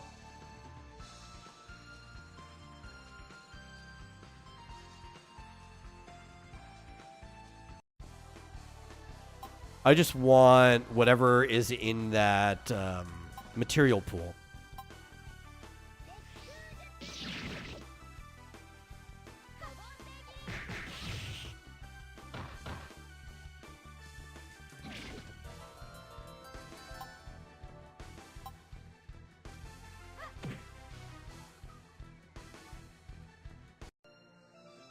Okay, what is this? Seawater.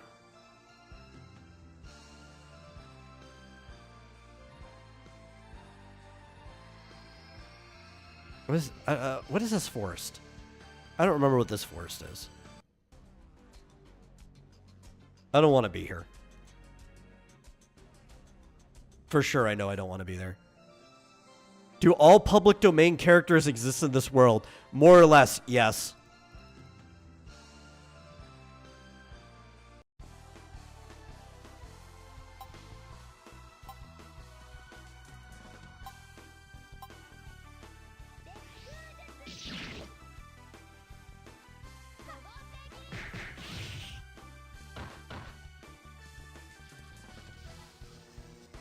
Ow, that actually did a nasty chunk to me.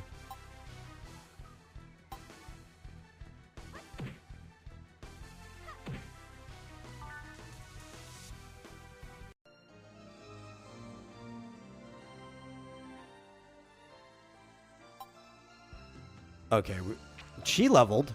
How did you level faster than me? I started out a higher level than you.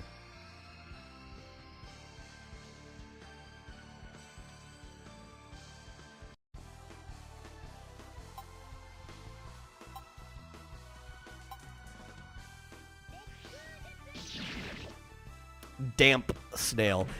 See, snails give off like mucus or whatever. I don't think you need to call a snail damp. I think by default, all snails are damp.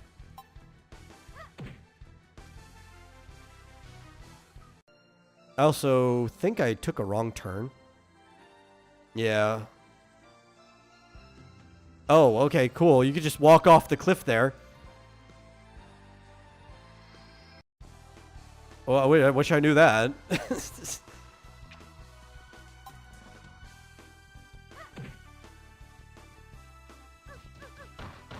Ow.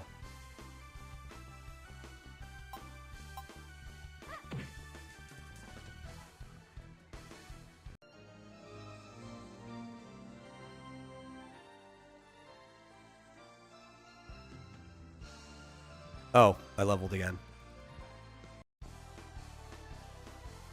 Eventually, I need to actually get my stats. Yeah, it's like saying wet fish. I mean, if the fish is alive, it's probably in water. It should be wet.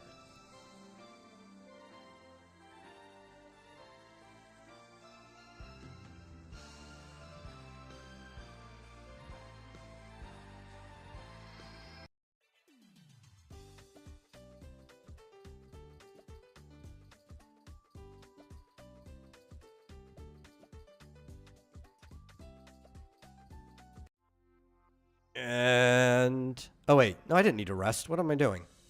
I leveled. I always forget, even though this has already happened several times in this session, that you get all your stuff back when you level.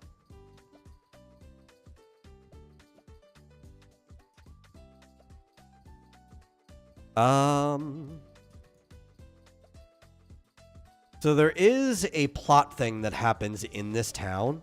I need to go find the hotel. Yeah, here we go. I'm in the right place.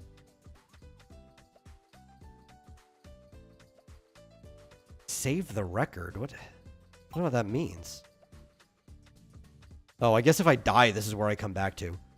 That's good. Gastropods always grossed you out, even as a kid. I don't know. I've always liked like snails and slugs and the like. I think they're cool.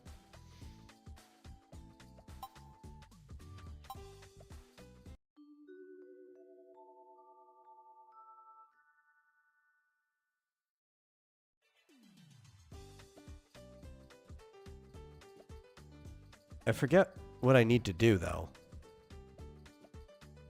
Do I actually come up here and rest, or do I need... Is it... Nis. Yes, that's right.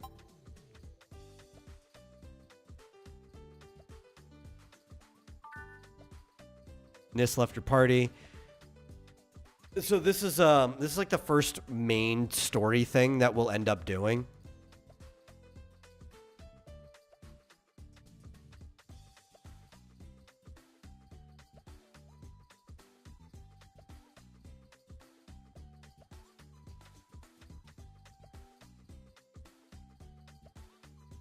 I don't recall how we activate this. Did I need to spend the night after Nis left the party?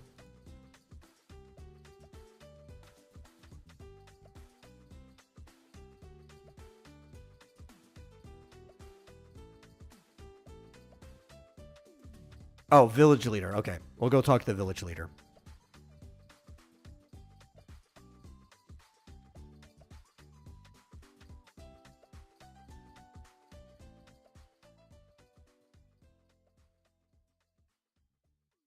Which should be this room.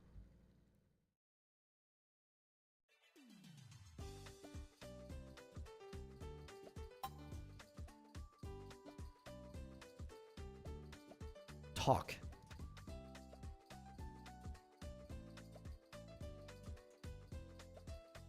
Yes, I'll do your wonderful prize thing. Cave is called Kama Cave beside North Lake in Village. Give you a symbol of ability if you take me the scroll. It's going to be the same thing as the last village chief. We just go into a cave near the village, fight a thing, get a scroll, come back.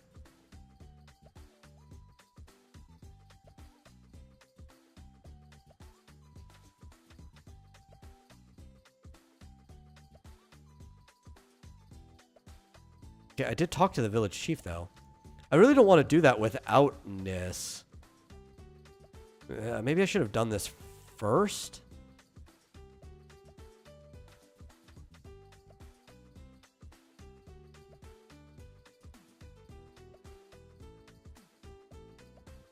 Then I have to go back to the cave because there's a thing you need Nis for there.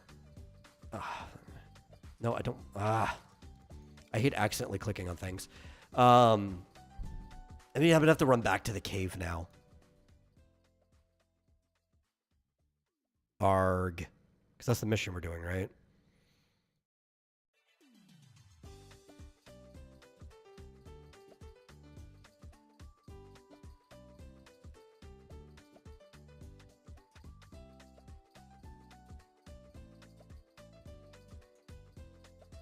Oh.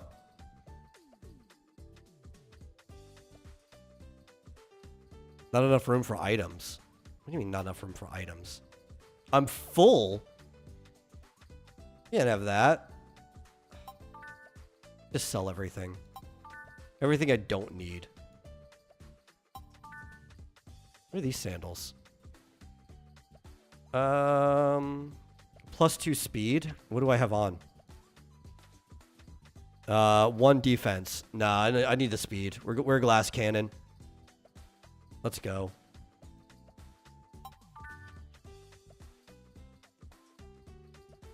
Oh, can't sell. Okay, well, get rid of it. I don't care.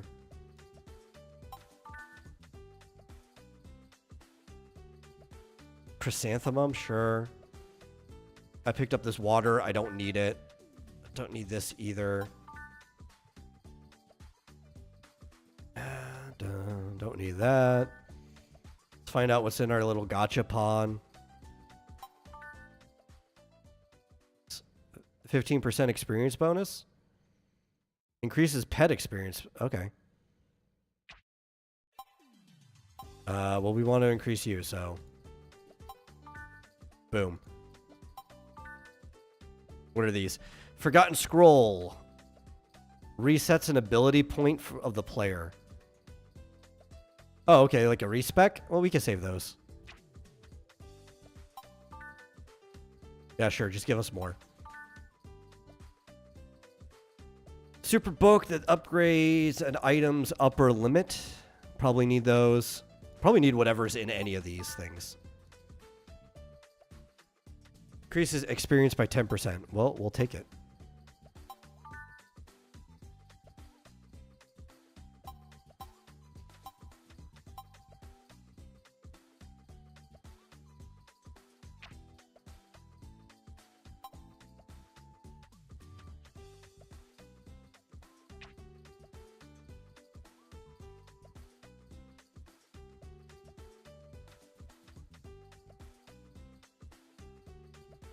Yeah, I came in here.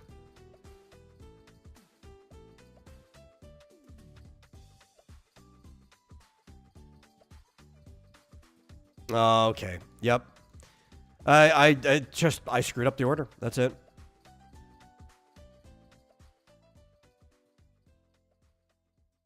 I will have to just take this back to that cave later.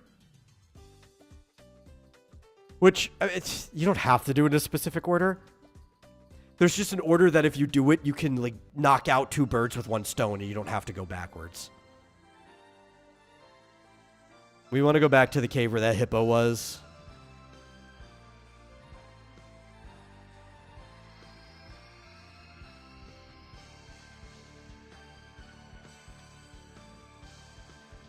I know 2 of my party members have something we want to do with this cave as well. I don't remember if it is Roka or if it is Shaolin. But somebody wants to be in here. So, right, this whole cave is filled with earthworms. Just giant earthworms.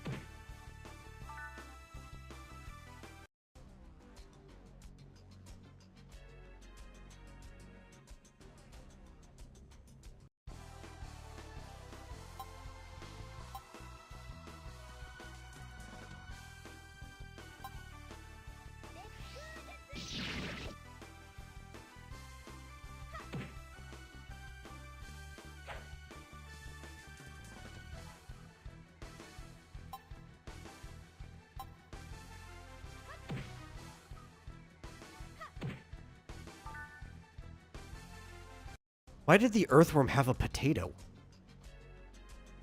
I guess that's not the weirdest thing that I've come across in an RPG like this, right? Like, you could kill a squirrel and it'll give you money. You're like, why does the squirrel have money? I guess for earthworm to have a potato, it makes a little bit more sense because at least both things are in the ground.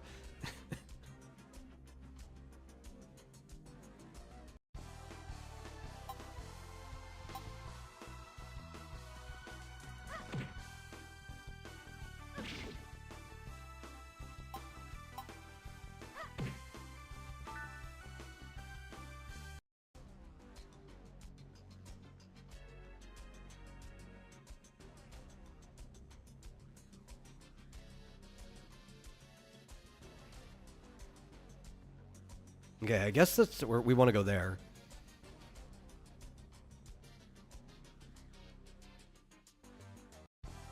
I don't even know if this is the cave I'm thinking about.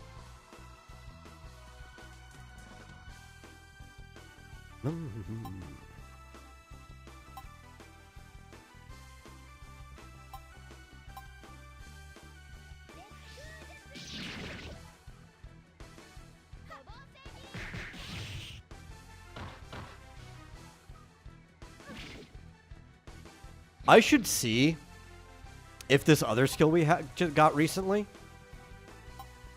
Oh, it's the wrong button. Anyway, next battle I should see if that wind cut attack is any stronger. Just because it's cheaper, SP wise, so you'd assume it's not, but at the same time it's also a later move. So we'll try that one. Oh my god, that's way stronger. Okay. Well, we know what we're doing now.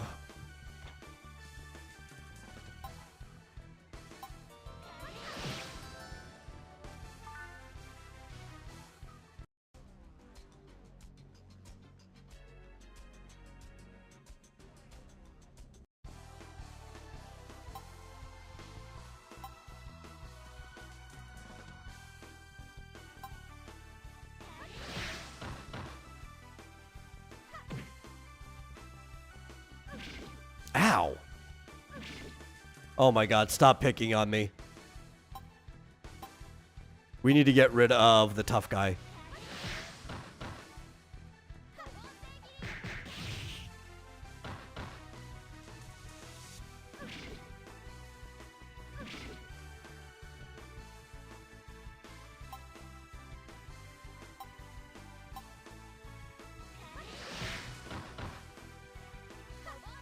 Okay, we need to rest for sure. Though, I mean, I guess I don't need to rest.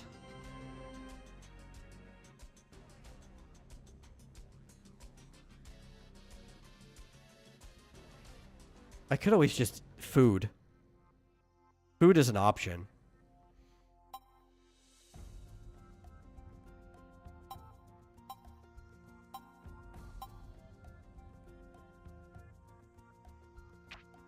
Let's see, you might try to do an animation where Zim meets Roger from American Dad. I mean, okay. Have fun with that.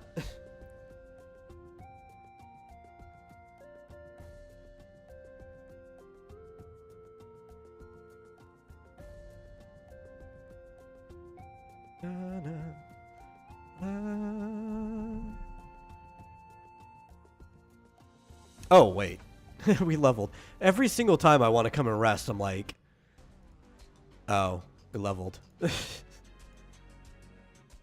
What's the exit? Is this is the way we gotta go?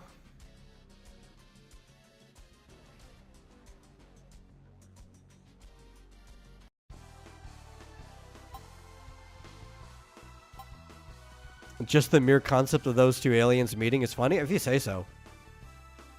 I don't get it. But I also don't live in your head, so...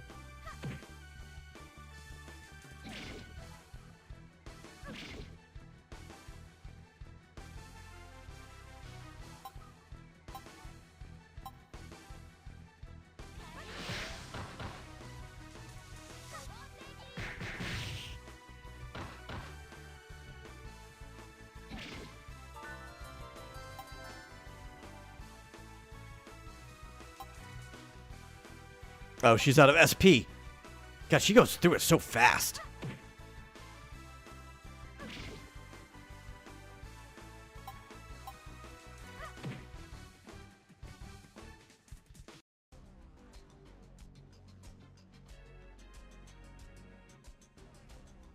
Okay. Do I have any SP material? Yeah.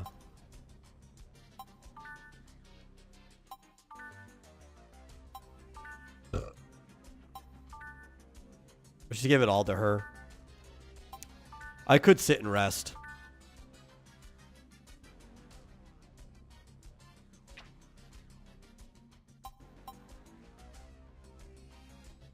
But I don't wanna.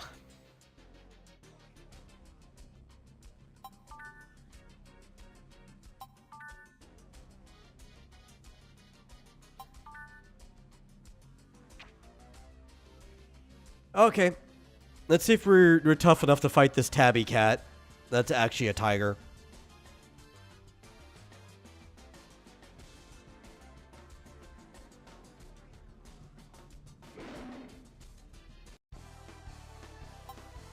We gotta use all of our strongest stuff against it.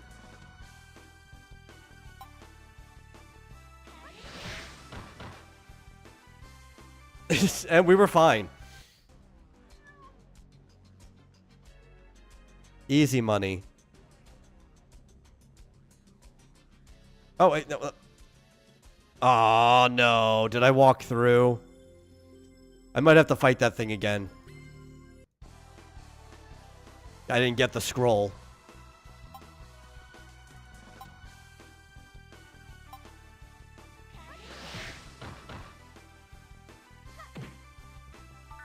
Hope it's not a tiger from Mars. I don't think it's a tiger from Mars.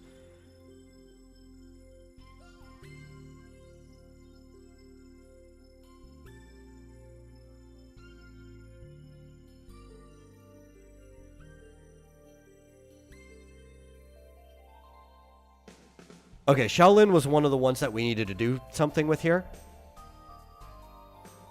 We've progressed her story. She wanted to see the flowers on the top of the mountain.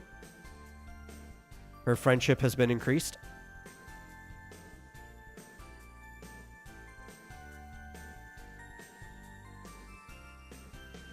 We need to come back to this tree, I think, right here with Nis. Because, like, her staff or something isn't here, but she has to be in the party. So we're going to have to come all the way back up here. But I think the tiger... No, the tiger did not respawn. Okay, cool. We do have our scroll. We can get back out of here. What is this? This exit.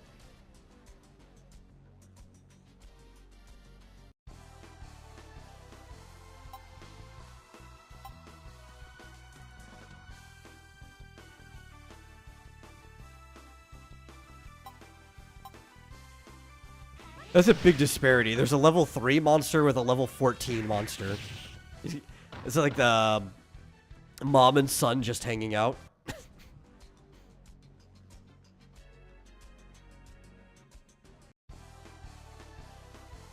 Again.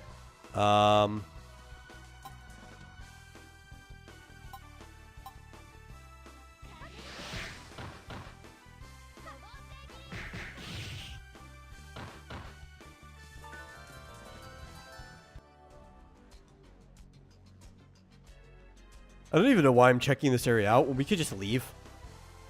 Instead of just wasting all this time in here, we could just leave.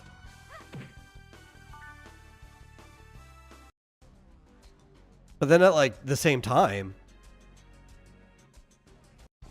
the longer we spend in here, the more levels we get.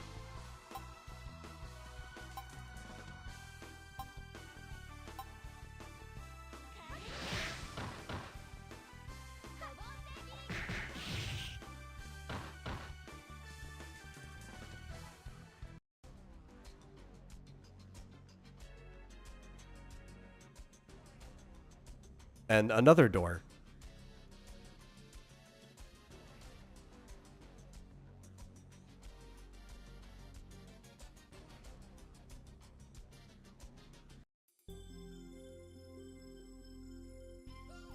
Oh, a hot spring.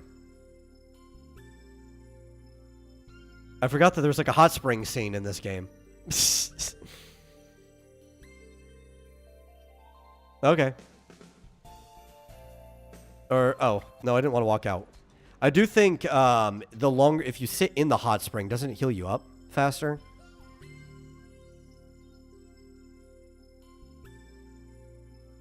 Or maybe it doesn't go faster, but I do think if we sit here, eventually we do just start healing.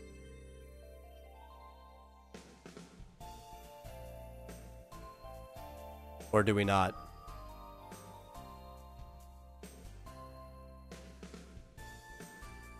I guess not. Alright. If I want to heal, I guess I have to go inside my tent.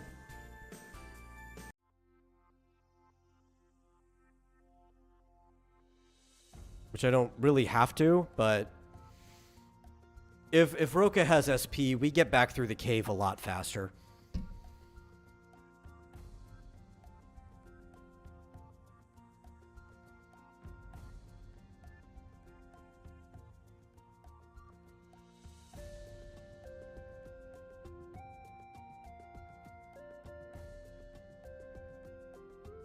We just have to wait for them to sit down.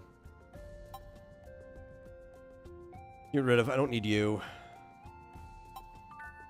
Don't think I need you. Can you sell this? Yes. Not crafting anything. No, I don't need bananas. What is this? Goddess Blessing Robe. Body... It's not that bad, but I have a better robe.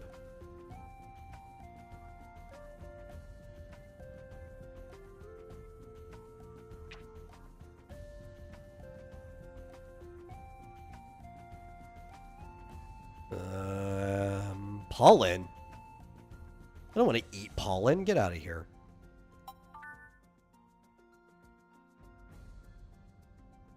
Speaking of, since I'm sitting here, from the mall, is the XP bag an item in here? Let me find it.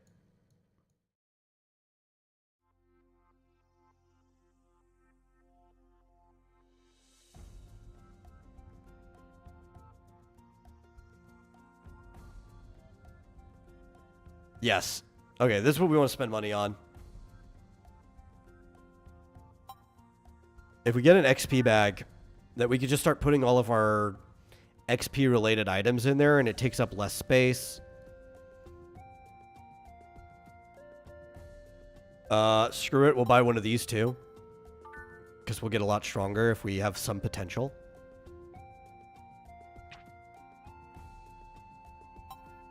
So, XP bag. Use. Opens up another menu. So all of these things, we can actually just start depositing in there. What's this? No, that's not what we're looking for. Can these go in? No. Okay, those cannot. Those are technically XP, but those cannot be stored in there. But boom, we just saved 2 item spaces. Super valuable. We'll save more as we... You get these potions for getting more experience out the wazoo. So it's good just to have this bag here. Also, we'll move that into the main row. Maybe we'll put this here too so we can open it outside of the items. And these. So this is where things get risky. So this game has like this RNG level potential system where for each level of potential up to 12, you get more stats to everything. The problem is the higher up you get, the lower the chance of a pill being successful works. And if a pill is unsuccessful, you actually lower in potential level. So it's pretty easy to sit between like 3 and 5. But it's also really easy that when you try to get up to 6 or higher, that you could just end up going back down to 2. Because you could lose that many times in a row. It's not the most necessary thing in the game. We're just going to use all of them. Oh my god, we got so lucky. All of them worked in a row. +6 to all stats. Very valuable to start. So it's not the most necessary thing in the game. But it can make quite a big difference. And if you want to finish off your build, like the final leveling and build, getting your 12th potential is what you need to do to finish off.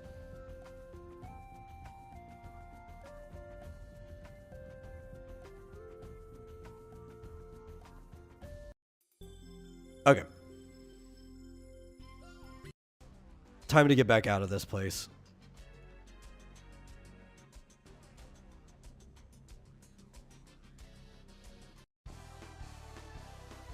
Oh. A flower beetle. You haven't seen that one yet.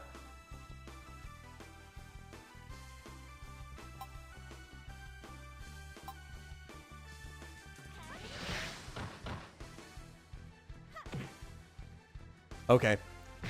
I definitely hit skill there, and for some reason, it just did attack anyway.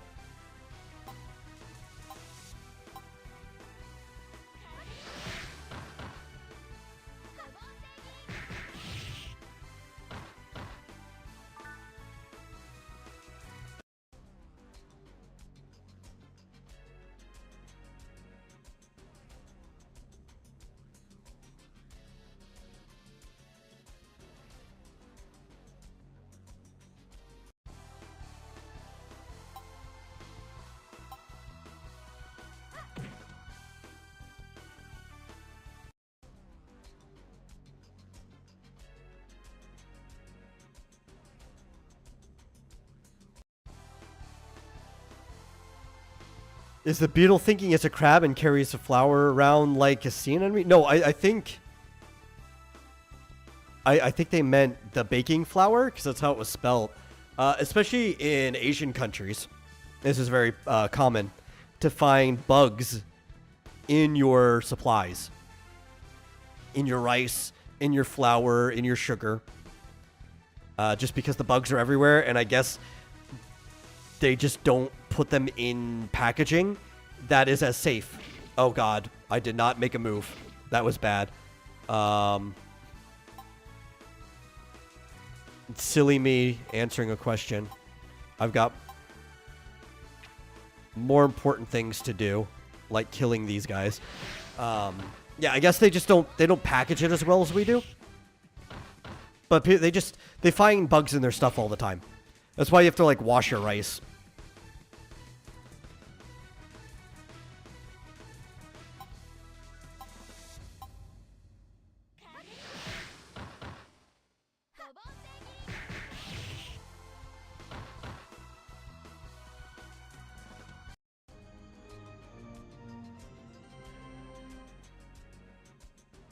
Oh, good. She leveled. I thought we were going to have to sit and heal for a minute. We're 69% to the next level.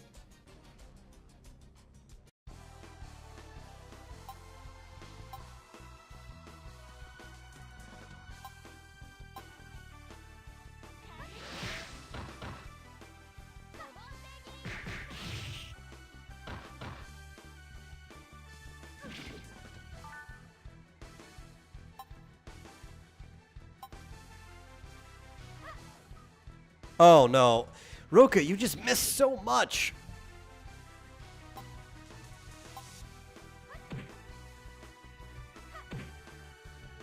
You do enough damage, but you just miss too often.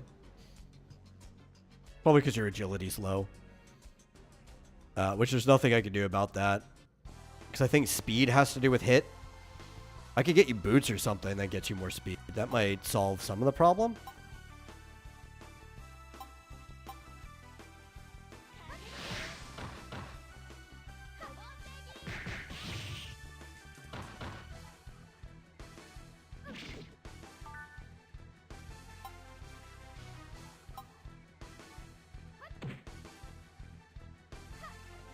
See, she missed again.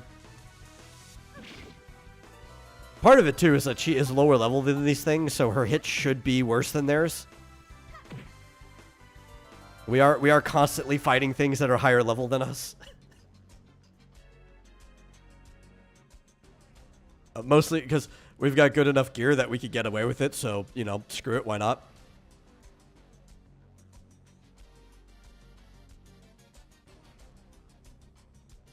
I forgot what that miner wanted because I just did not read what he said when we talked to him. He probably wants like iron or something. I don't give a shit. I'm not getting it for him. Not right now anyway.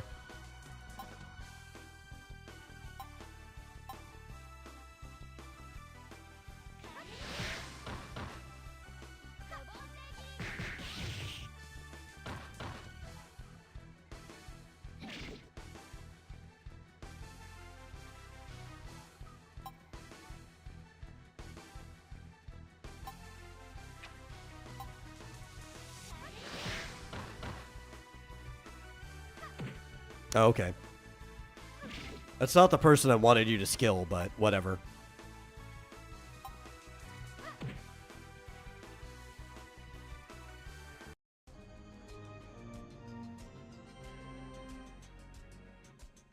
We'll level when we get out of this place.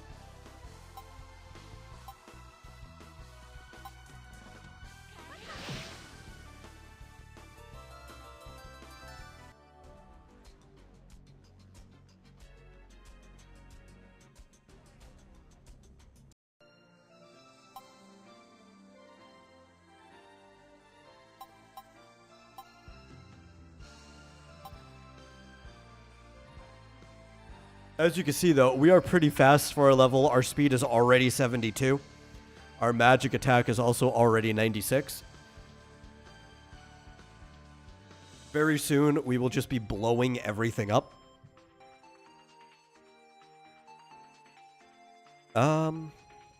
Skills.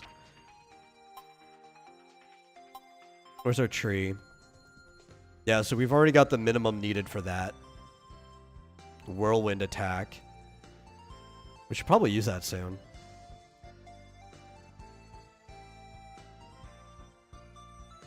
Next thing we need is 41 intellect for space attack, which shatters an enemy in a closed room. I guess we're like literally shattering space.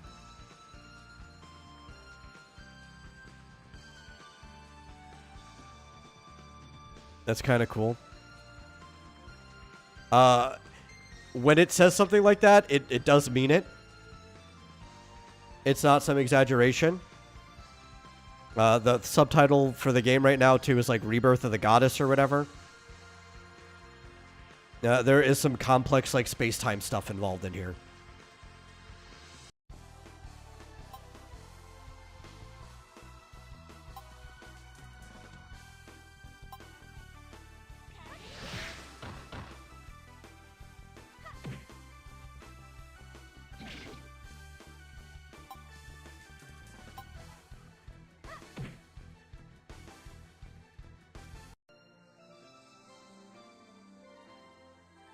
But for now, let's just get back to the village, because that's where we need to go.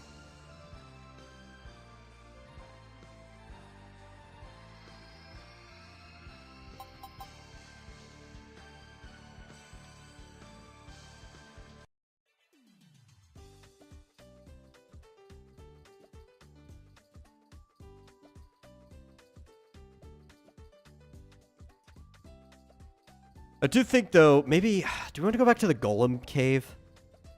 Because if we're going to be a mage, we kind of need tanking, I think. And I forget if the Golems had a taunt. We need something that eventually has, like, a taunt. I'm going to have to go look it up. But we'll probably need something that will tank for us. Oh, another potential pill. I'll hold off on that one, though. Oh no! Nis! Why are they going to sacrifice you? Calling up lightning. Does she have that power? I don't think I've seen her do that. She is a mage. Like, I could see her calling up lightning. Killing demons. Yeah, she's not a demon. So we're gonna have to go fight these guys.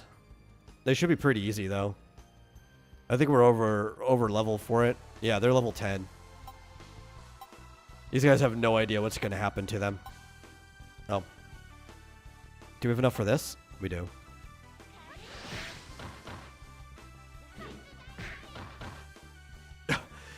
Oh my god. I guess that's actually stronger than the thing we've been doing. Maybe I should be doing that. That did 294 damage. And uses way less SP.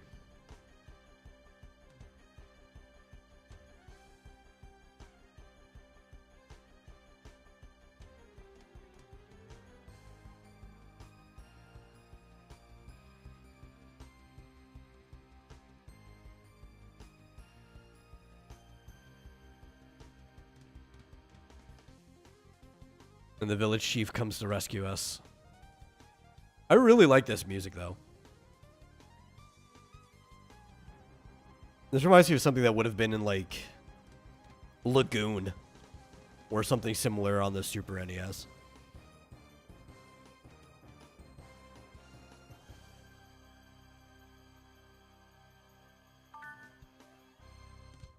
One bright ring.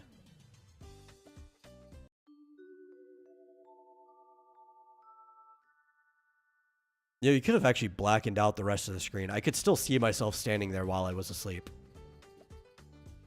Okay, Nis, you're back. We'll level you some other time. I don't... I need to go back and get her weapon. I don't wanna. I don't wanna. Oh, the worms. Haven't gotten far in Kenshi. Game has a lot of grinding.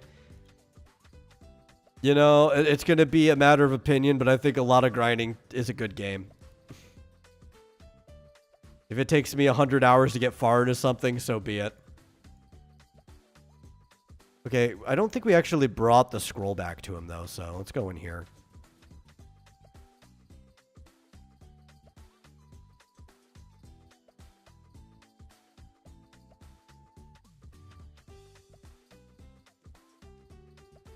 Splendid. 3 stars to learn the skill. Do I have 3 stars? Sorry, I don't have enough stars. Okay. That's fine. I don't want to learn your stupid skill anyway. I think I just had stars and I threw them out. I don't need the skill. Get out of here. Okay. Well, you know what we're going to do? Is we're going to go all the way back to where we just were. Because Nis needs to interact with that tree. Pretty sure. I could be wrong. I could be thinking of a completely different place. But I'm almost positive I need to bring Nis there.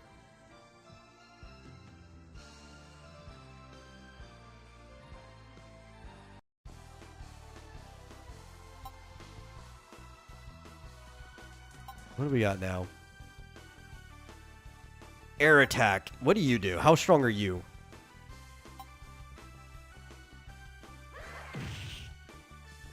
That was awful. I don't like that move.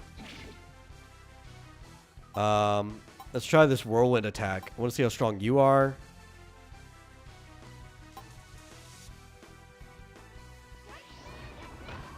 That one was pretty good. I like that move. Okay. I think we could deal with that.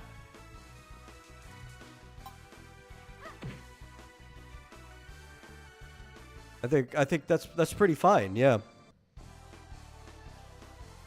In fact, let's try that again. We had a move that starts actually one-shotting things. That's better.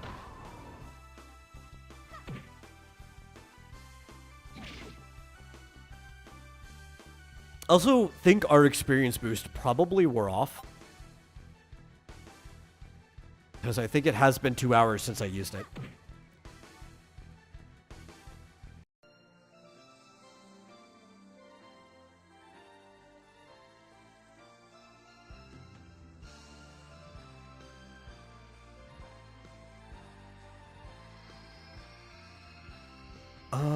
I don't know how you check. Our item? No. Party? No.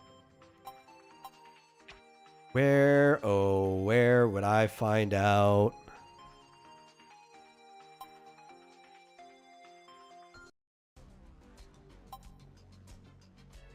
No.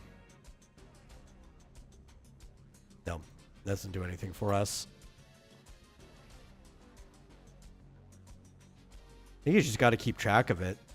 Oh, well. It's been about 2 hours, I think, since I used it. No, that's not the button I wanted. I want to hit this one because we don't need to bring up our menu. So we'll just use another one. I think we need to withdraw a single one to use it. And then we got to put it back in. It's a bit of a hassle. But it's fine.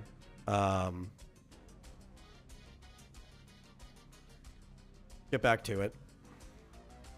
We might have to kill the tiger again, but I think we one-shot it last time, so that really wasn't a problem.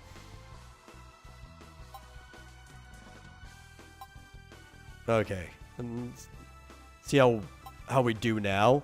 That we're just not going to be wasting SP like crazy. Oh, okay. Oh, this is way more efficient than what we were doing before. We're learning. We're learning.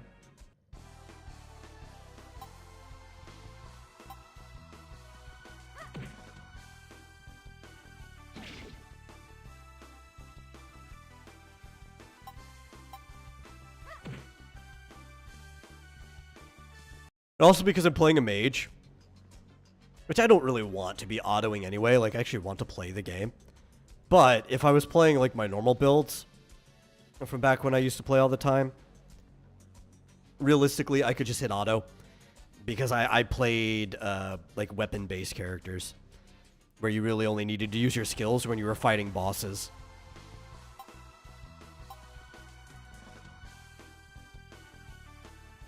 Oh, no! This happens. Oh, do I have to close the game to come back in?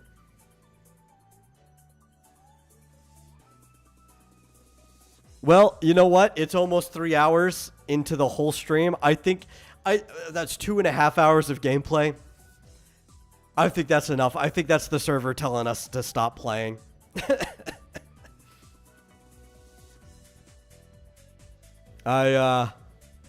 Maybe I'll do a longer session the next time I play, and we'll progress more. But that is the universe telling us to stop playing. See, he said, I love using in-game skills in games. It makes the gameplay more fun. It depends on the game and also like what build you're going. Even with my attackers, I do use skills against harder enemies. You just don't have to against most of the stuff. Or you're just wasting SP and it takes longer. So, please fund my GoFundMe. I can't. So, you know. But, yeah, if people want to go check out Fizchozo, it's got a GoFundMe going on for, what is it, your animated series, the Romo and Crim, right? People could go check that out. and see if they're interested in it. I don't have the spare cash. I'm busy working on my own projects, which drawing a page is going to be immediately what I'm doing after I close out this stream. I think, well, I might go get a snack or something first.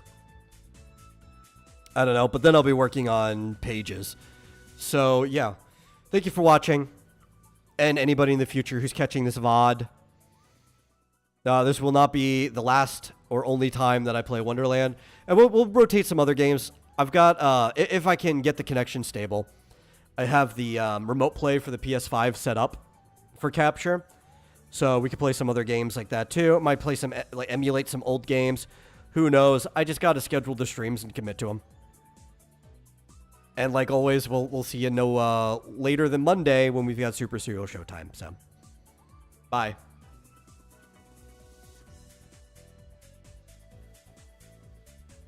We're not starting soon.